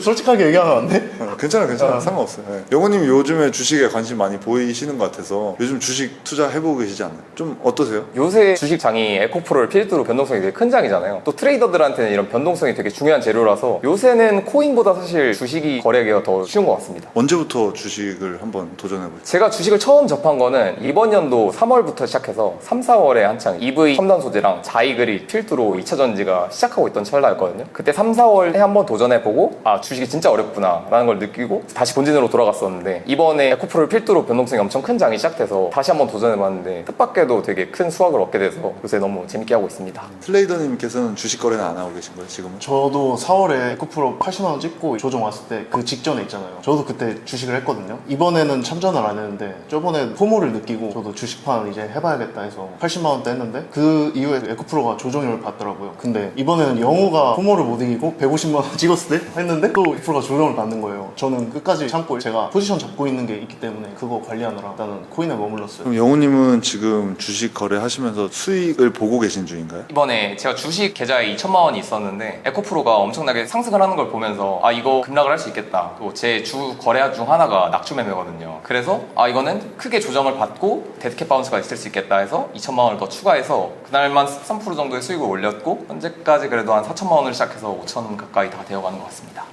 대단하시네요. 약간 주식과 코인의 공통점, 차이점 이런 것들 두 분 느끼시기엔 좀 어떠신 것 같으세요? 일단 가장 큰 차이점은 제가 느끼기에는 장 열리는 시간이 다르잖아요. 주식은 정해져 있고 코인은 24시간 돌아가고 그게 가장 기본적으로 큰 차이 같고, 그리고 코스닥이 코스피에 비해서 좀 성숙하지 못한 시장이라고 하잖아요. 근데 코인은 코스닥보다도 성숙하지 못한 시장인 것 같아요. 이게 성숙하지 못하면 심리 날 것 그 자체로 반영이 되잖아요. 뭐 군중 심리가 잘 반영돼서 막 우르르 올랐다 우르르 내렸다, 그 차이가 가장 심한 것 같아요. 영호님은 어떠세요? 저는 차트 위주보다 심리 위주의 거래를 많이 하는데, 이번에 주식장에 참여하게 된 것도 주식에서 원래는 뉴스나 재료들이나 이런 게 굉장히 중요하다고 느꼈는데, 이번 에코프로는 사실 되게 급격하게 상승을 했잖아요. 아, 이건 심리적인 게 더 많이 반영이 됐다 싶어서 참여하게 된 거라, 사실 이번에 이런 광풍이 끝나고 나면 다시 제가 주식을 하기는 살짝 어렵지 않을까 싶은데, 아무래도 주식과 코인의 대표적인 차이는 실제 근거가 있는 것들로 쌓여진 자산과 코인은 아직 실체가 없는 근거들로 쌓여진 게 많으니까 그런 게 가장 중요한 차이 같습니다. 어쨌든 그러면은 차트의 움직임에 심리적인 부분이 되게 많이 영향을 미치는 거잖아요. 군중의 심리가 차트로 보인다고 제가 이해를 해도 되나요? 동의합니다. 원래 그 도지코인 네. 일론 머스크가 트위터 하면은 그거에 따라서 막 오르고 내리고 했잖아요. 근데 이번엔 박순혁 그분이 뭐 유튜브에서 뭐라 하면은 거기에 따라서 오르락 내리락 하잖아요. 굉장히 이번에는 그게 비슷한 점이라고 생각이 들었어요. 실제로 그래서 코인 하는 사람도 많이 넘어간 걸로 알고. 제가 궁금했던 거는 지금 말씀해 주신 것처럼 코인 차트의 움직임이랑 주식 차트의 움직임이 비슷할지 아니면 또 다른 양상을 보이고 있을지 그게 궁금했는데, 그럼 이번 에코프로와 관련해서는 조금 비슷하다고 제가 이해해도 괜찮은 건가요? 아, 네. 거의 똑같다고 생각하셔도 될 것 같아요. 주식하고 코인 투자를 병행하고 계신 거잖아요. 다른 트레이더 분들, 주식만 하시는 분도 있을 거고 코인만 하시는 분도 있을 텐데, 이렇게 두 시장을 병행해서 자산을 배분하거나 병행해서 거래하는 게 더 좋은 것 같으세요? 아니면 이게 좀 더 단점이 많은 것 같으세요? 제가 4월에 그렇게 병행을 했었거든요. 실제로 그때 제가 두 가지 다 모두 챙기려고 했었는데 그게 안 되더라고요. 여기에 좀 더 집중하면 어쩔 수 없이 한쪽 포기해야 되고, 그래서 저는 두 가지 병행하는 거는 좀 별로인 것 같아요. 제가 이런 말 하는 건 되게 아이러니한데, 저도 두 가지를 병행하는 건 사실 안 좋다고 보거든요. 저도 이번에 할 때 주식장과 코인장이 어떻게 보면 비슷한 시간의 변동성이 가장 크게 가져지는데, 저도 아예 코인장을 포기를 하고 주식장을 준비를 한 거거든요. 근데 이번 에코프로 같은 경우에는 사실 시장 참여자들도 모두 말하듯이 굉장히 특수한 케이스잖아요. 그래서 저도 거기 한번 그냥 경험을 쌓고자 참여를 해봤던 거고, 저도 코인장이 본진이라 한쪽에만 집중하는 게 더 큰 퍼포먼스를 보일 수 있지 않나 생각을 합니다. 지금 말씀 주신 게 이번 2차 전지의 변동성과 관련해서 주식 시장이 굉장히 심리적인 영향으로 주가 변동이 좀 컸잖아요. 그러면 코인 시장에서는 이게 보통의 상황인가요? 그렇죠. 그게 일반적인 상황이죠. 누가 인플루언서가 트위터 한 거 따라가거나, 그러니까 약간 우르르라고 생각하시면 돼요. 뭐 하면 우르르 몰려가서 오르고, 뭐 말하면 우르르 달려가서 다 팔고, 원웨이가 약간 많다? 주식만 하시는 분들은 코인을 겪어보시지 않은 분들이 꽤 많으시잖아요. 정말 근데 코인판의 대표적인 사건인 도지코인 때의 차트의 움직임이 진짜 이번 에코프로랑 정말 흡사하다고 보시면 됩니다. 오르고 내리는 속도나 등락의 비율, 폭이나 빠질 때 급격한 패닉셀이라던가 그런 느낌이 정말 흡사했던 것 같아요. 그래서 저도 수익을 낼 수 있었고요. 주식 같은 경우 뉴스나 뭐 이슈, 공시라던가 이런 걸 재료로 가져와서 그 근거를 기반으로 매매 시나리오를 세워서 매매를 하잖아요. 코인 같은 경우 트래킹하는 어떤 근거나 이슈들이 있으실까요? 제가 코인 매매할 때는 주로 그렇게 시나리오 짜가지고 매매를 하거든요. 그 일정 같은 게 있는 게 토큰 언락 스케줄 이런 게 다 공시가 돼 있어요. 뭐 1년 뒤에 뭐 매달 얼마씩 풀린다, 뭐 매달 며칠에 풀린다, 미리 알고 있으면 거기에 이제 준비해가지고 하거나, 아니면 정해진 호재가 맞는 거를 내가 조금 더 빨리 알고 있다, 그런 식으로 이제 시나리오 짜서 매매할 수도 있죠. 저는 국내 거래소 위주로 거래하는데 국내 거래소 위주로 거래하다 보면은 종목들이 좀 한정돼 있어가지고 뉴스 없이 오르는 경우들이 있거든요. 근데 분명 뉴스 없이 오르는 것들도 차트적으로 되게 오래 눌려 있다거나 거래량이 터졌다거나 이런 포착할 수 있는 흔적들이 있거든요. 그런 흔적들을 하나 둘씩 모아둔 다음에 그 종목이 움직일 때 같이 탑승하는데 돌파 매매를 하는데 굉장히 많은 도움이 됩니다. 그래서 코인판도 진짜 근거 없이 오르는 것들만은 아니고요. 여기도 나름의 근거들이 조금 있다고 생각해 주시면 좋을 것 같습니다. 그러면 코인 시장에서 거래하시면서 갖고 계신 트레이딩 노하우가 주식 시장에 접목해봤을 때 같이 적용이 되는 부분이 있으셨던 것 같아요. 저는 코인도 섹터라고 생각하거든요. 그 섹터를 잘 알고 있어야지 시나리오도 세우고 그렇잖아요. 그래서 저는 그 섹터에 대한 공부만 잘 돼 있으면 똑같은 방법으로 다른 시장에서 써먹을 수 있다고 생각해요. 또 그런 말 있잖아요. 투자를 투자로 대하면 투자고 도박으로 대하면 도박이다. 근데 코인 시장에서 대부분의 기법들이 주식 시장에서 온 거거든요. 왜냐하면 주식 시장에서 하시던 분들이 코인 시장에 와서 거래를 하시는 분들이 많아서 제가 동강 형한테 그 얘기를 한번 들었을 때 코인 시장은 되게 날 것 같다. 때가 묻기 전에 주식 시장 같다. 그런 말씀을 하셨는데 저는 주식 시장과 코인 시장이 뉴스나 이런 재료나 시가총액 실제로 나오는 매출 이런 것들에 대해서 차이가 있다고 보지만 결국에는 사람의 심리가 적용해서 움직이는 것이기 때문에 많은 것들이 다를 수 있지만 결국 근본적인 거는 같다고 봅니다. 테마주랑 비슷한 것 같아요. 왜냐면 실적 안 지켜도 기대감만으로 가잖아요. 코인도 그냥 다 기대감으로 간다고 생각하시면 될 것 같아요. 그 2차 전지가 150만 원 찍고 나서 살짝 또 주춤은 하고 있잖아요. 뭐 변동성이 워낙 크긴 하지만 2차 전지가 그렇게 살짝 주춤했을 때 그 빗썸에 상장돼 있는 코인들이 조금 꿈틀하는 모습을 보였다고 하더라고요. 그래서 그 2차 전지와 코인 시장 간의 상관관계가 좀 유의미하다고 보시나요? 그게 사실은 어떤 게 진짜인지 몰라도 제가 며칠 전에 그 글을 본 적이 있어요. 어떤 분이 카페에 올려주셨는데 이제 2차 전지가 죽음과 동시에 뭐 업비트나 빗썸 이런 데서 김치 코인들이 가격 펌핑이 있을 거다. 그래야지만 2차 전지에 있던 돈들을 뺏어 올 수 있으니까 그게 며칠 전 글이거든요. 근데 실제로 그 150만 원 찍고 내려가고 동시에 빗썸에서는 이제 별의별 코인들이 막 100% 200% 막 이렇게 막 올리는 거예요. 가벼운 코인들. 예, 예. 무거운 것들도 빗썸에서만큼 500%씩 가두리라고 해서 거기서만 올리고 그런 거 보면은 어느 정도 관계가 있는 것 같아요, 저는. 근데 사실은 뭐가 진짜인지 모르죠. 저도 정확한 자료에 근거해서 말하는 건 아니지만 결국에 시장 참여자들은 정해져 있거든요. 20대, 30대들이 요새 주식이랑 코인에 되게 관심이 많잖아요. 중복되는 참여자들이 많단 말이에요. 그 주식에서도 저같이 코인이랑 주식 같이 하시는 분도 많을 거고 주식장을 보면서 포모를 느끼시는 분들도 이렇게 펌핑이 조금씩 일어나다 보면 여기도 가능하겠다. 우리도? 이러면서 같이 매수 버튼을 더욱 쉽게 누르게 되는 경향이 있거든요. 그래서 이 광기는 공유가 되는 게 아닐까 싶습니다. 요즘처럼 뜨거운 장에서 제가 개인적으로 트레이더님이나 어머님처럼 변동성을 이용해서 트레이딩 하시는 투자자분들을 보면은 나도 저거 해보고 싶은데 오늘 살까 말까 이거 사고 싶은데 이런 생각을 저 진짜 해요.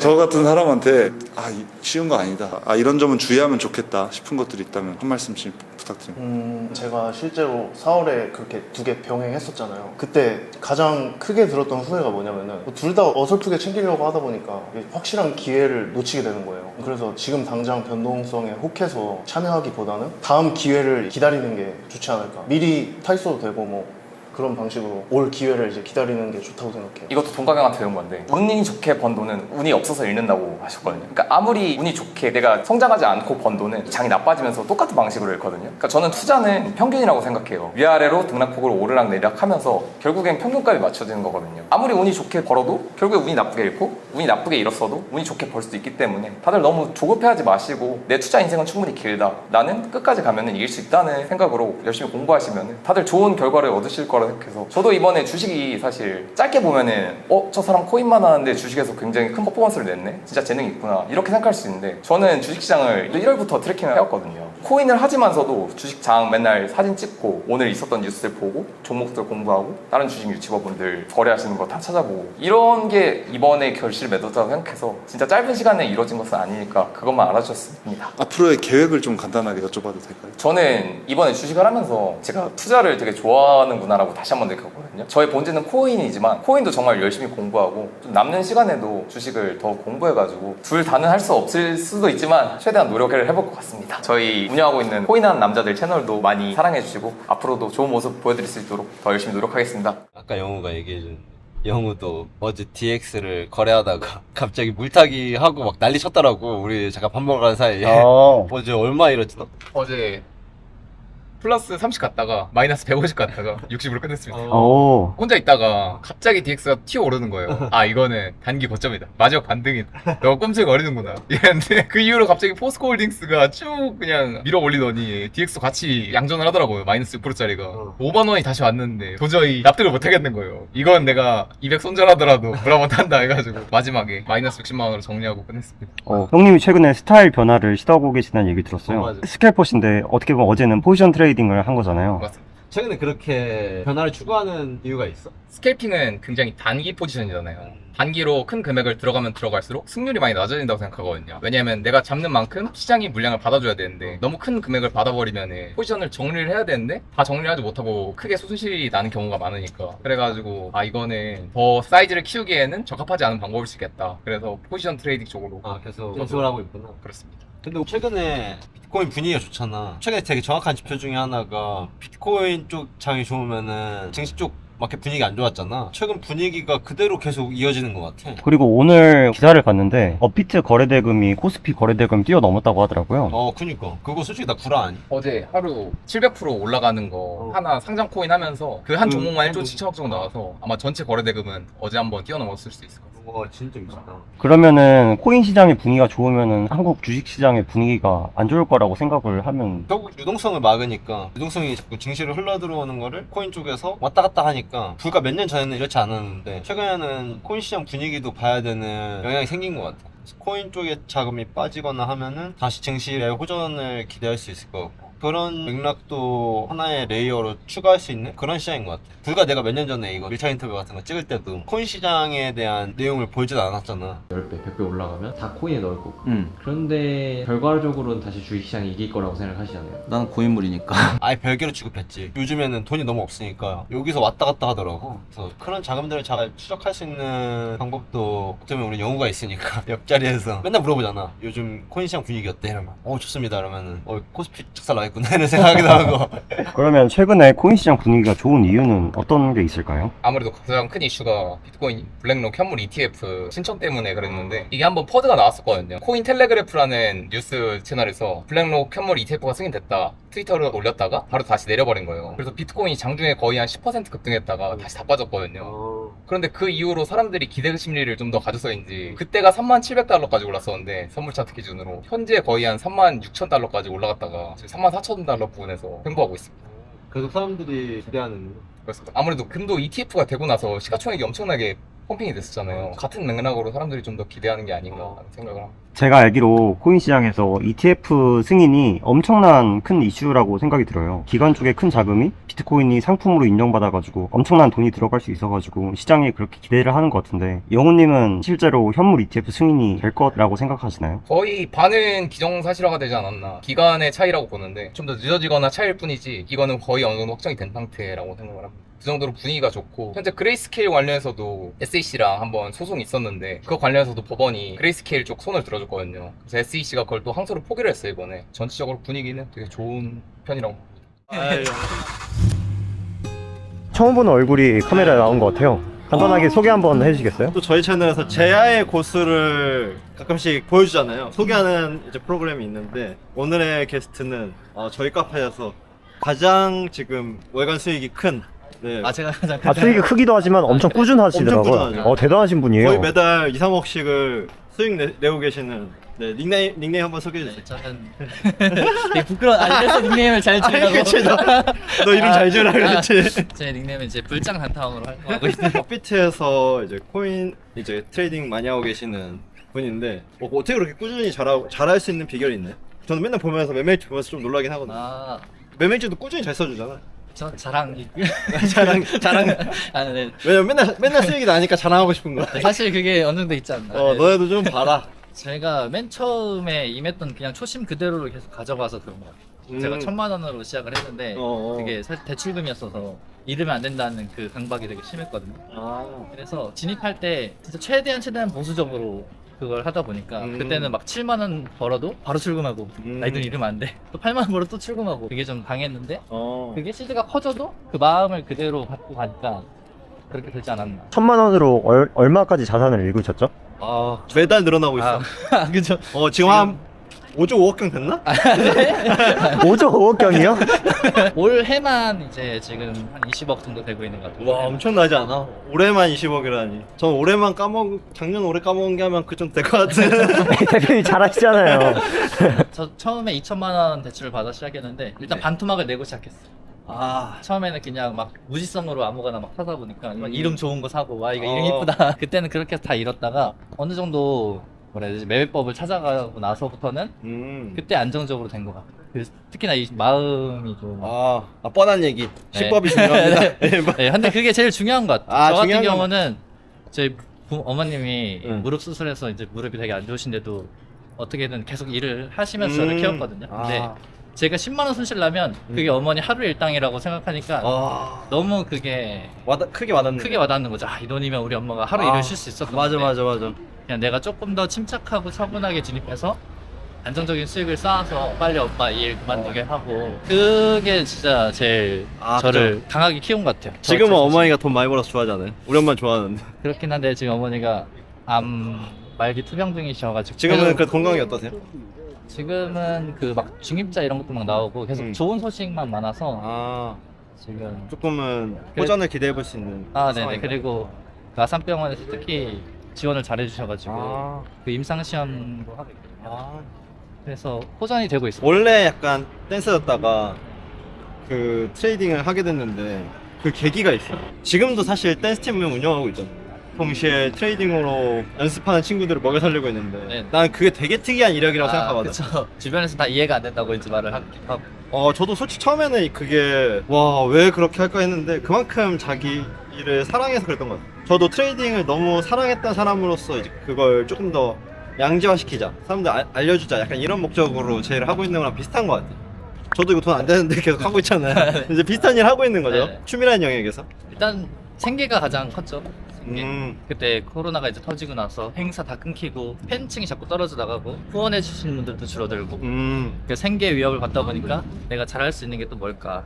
근데 제가 2017년에 코인을 한번 잠깐 찍먹했을 때가 있거든요. 완전 불장일 때. 그때 제가 600만 원 넣었는데 이게 얼마 안 돼서 막 2, 3억 되고 막 그랬었거든요. 근데 그거를 이제 다시 분산 투자했다가 다 상폐당했죠.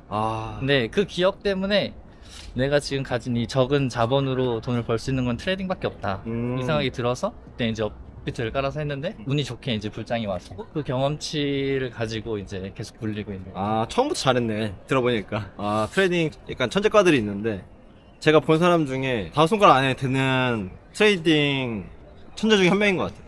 코인계의 동강인가요? 저는 천재는 아닌데 저는 이 시장에도 노가다 인력이 있다면 저라고 생각하거든요.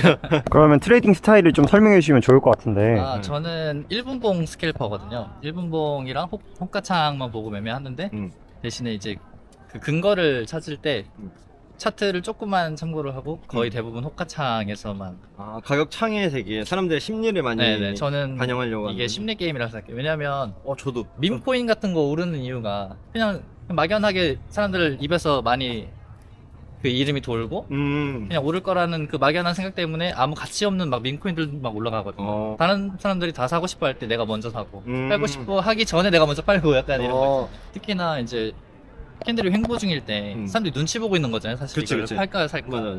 사람이 따라오는구나. 저는 이제 후발주자들이 또 있으니까. 되게 신기하다. 최대한 제가 선발대가 되려고 할 텐데 그만큼 하이 리스크고. 그렇지. 물량 다 못 털 수도 있잖아요. 네, 맞아. 오히려 제가 그 고래한테 낚여서 더 물량을 받아 먹어서 그냥 그대로 떨어지는 경우도 있고. 최근에 코인장이 되게 좋더라고요. 그러면 최근에도 좀 수익을 많이 보고 계신가요? 이번 달이 2억 2억 2천 정도. 아까 제가 일찍 올리고 왔는데 얼마인지 모르겠네. 이제 얼마 본지도 확인 안 해. 그 때려. 횡점 듣자 여기서 주머니 얼마 했는지 다 내놓고 가. 지금 40일 수익이 4억 정도 났어요. 와. 근데 그게 출금 다 빼고거든요. 그러니까 출금까지 한 거 치면 5억 넘지 않죠. 와 진짜 많이 냈다. 출금을 계속 하는 이유가 있어요. 출금을 계속 하는 거는 저는 모든 시드가 그냥 그 코인에 들어가 있어요. 그 생활비까지도. 그러니까 벌어서 계속 써야지 그 경각심을 느끼잖아요. 그치. 이미 내 통장에 내가 쓸 돈이 충분히 들어가 있으면 제가 매매를 안 하더라고. 그걸 22년도에 느꼈어. 우와, 대박이다. 그래서 제 자신을 좀 더 가혹하게 하기 위해서 모든 돈을 그냥 어플에 넣어놓고 그리고 제가 필요할 때마다 꺼내서 쓰는. 대박이다. 그럼 통장에 이렇게 찍히잖아요. 막 5만 원 나갔는데 잔액이 막 500만 원 이렇게 찍혀 있어. 그러면 빨리 벌어서 출금해야겠다 이 생각이 들어서 또 모니터 앞에 앉거든요. 자기 자신을 아주 객관화 잘 하시는군요. 저도 그거 배워야겠네요. 저도 모든 주식, 모든 돈을. 그러니까 현금 감망하더라도 그냥 거기 안에다 넣어놓고 통장을 최대한 비워놓으면 계속 그 자리에 앉아서 열심히 하게 되더라고. 되게 좋은 이야기인 것 같아요. 그러니까 요즘 이제 비트코인이 많이 오르고 있잖아요. 최근에 10% 넘게 올랐더라고요. 네네, 15% 정도. 이제 비트코인이 크게 오르면은 이제 하위 코인들도 그 영향을 받고 분위기가 같이 좋아지는지 좀 그런 것도 궁금하네요. 그쵸? 아니면- 약간 주식도 대장주가 오르면 다른 애들 야금야금 같이 올라가듯이. 최근에 비트코인은 왜 오른 거예요? ETF 현물이 승인된다 안 된다 그 말이 많았는데 갑자기 그 티커가 올라갔다고. 그러니까 승인이 이미 확정된 것처럼 티커가 이미 올라가 있다는 걸 누군가 발견해서 올렸다가 근데 그게 아니다 가짜다 해서 또 내려갔다가 또 다시 올렸다가 그러니까 천기 올려 백기 내려 막 이런 걸 하고 있는데 사람들은 이건 무조건 확정이다라고 그냥 그걸 믿고 싶은 생각하고 거구나. 네, 그렇게 그러니까 믿고 싶은 대로 믿는 것 같아요. 그리고 한번 그 가짜 이슈 때문에 슈팅이 한번 나왔었거든요. 그 안에서 숏 청산이 많이 났으니까 이미 숏 관점을 보고 있는 사람들이 죽었으니까 매도 압력이 약해지니까 그쵸. 그래서 더 잘 오르고 있는 것 같아요. 역시 비관론자는 명예를 명성을 얻고 낙관론자는 돈을 번다. 공감합니다. 전 낙관론자입니다. 많은 분들이 저를 비관론자라고 생각하지만 저는 명성을 얻고 싶은 생각이 1도 없습니다. 쇼스로 유명해지셨잖아요. 저는 그러고 싶지 않아요. 요즘 보면은 내 꿈은 개그맨인 것 같아. 근데 저희 지금 어디 가는 거죠? 요즘에 연트럴파크 같다다 그래서 연트럴파크 가서 밥 먹으려고 하이볼 같은 거 한잔 하면은 또 많이 꿀팁 빨아낼 수 있을 것 같아서 취했을 때 저도 모르게 이제 뱉어버리는. 저번에 술 마시니까 막 술술 얘기하더라고. 그래서 그럼 꿀팁 빨아보러 한번 가볼까요? 가시죠. 오코노미야키 나왔습니다. 누가 시미켄 데리고 왔어? 여기도 있으니까. 시미켄 2입니다. 맛있게 먹겠습니다. 취했어요. 얼큰하네. 대표님이 뭐 하시고 싶은 말씀 있을까요? 다음에 저희 우모토 스터디에 한번 나와주세요. 저는 영광이에요. 저희 러너분들 알려줄 게 많을 것 같아. 왜냐면은 이게 뭐 분야는 코인이지만 사실 기술적인 영역에서 너무 뛰어나고 심리적인 영역을 선수잖아. 내가 웬만하면은 이런 얘기 잘 안 하잖아. 근데 내가 트레이딩 하는 사람들 중에 몇 없는 이런 천재과들 그런 사람 중에 한 명이어서 동의 되는 것 같아요. 갑작스럽게 그냥 원래 저녁 먹기로 했는데 카메라 들밀었는데도 촬영에 응해서 너무 감사하고 어쨌거나 저는 낭의 행보를 응원하는 사람으로서 저희 구독자들한테 한마디 해주시고 마무리하면 될 것 같습니다. 행복하세요.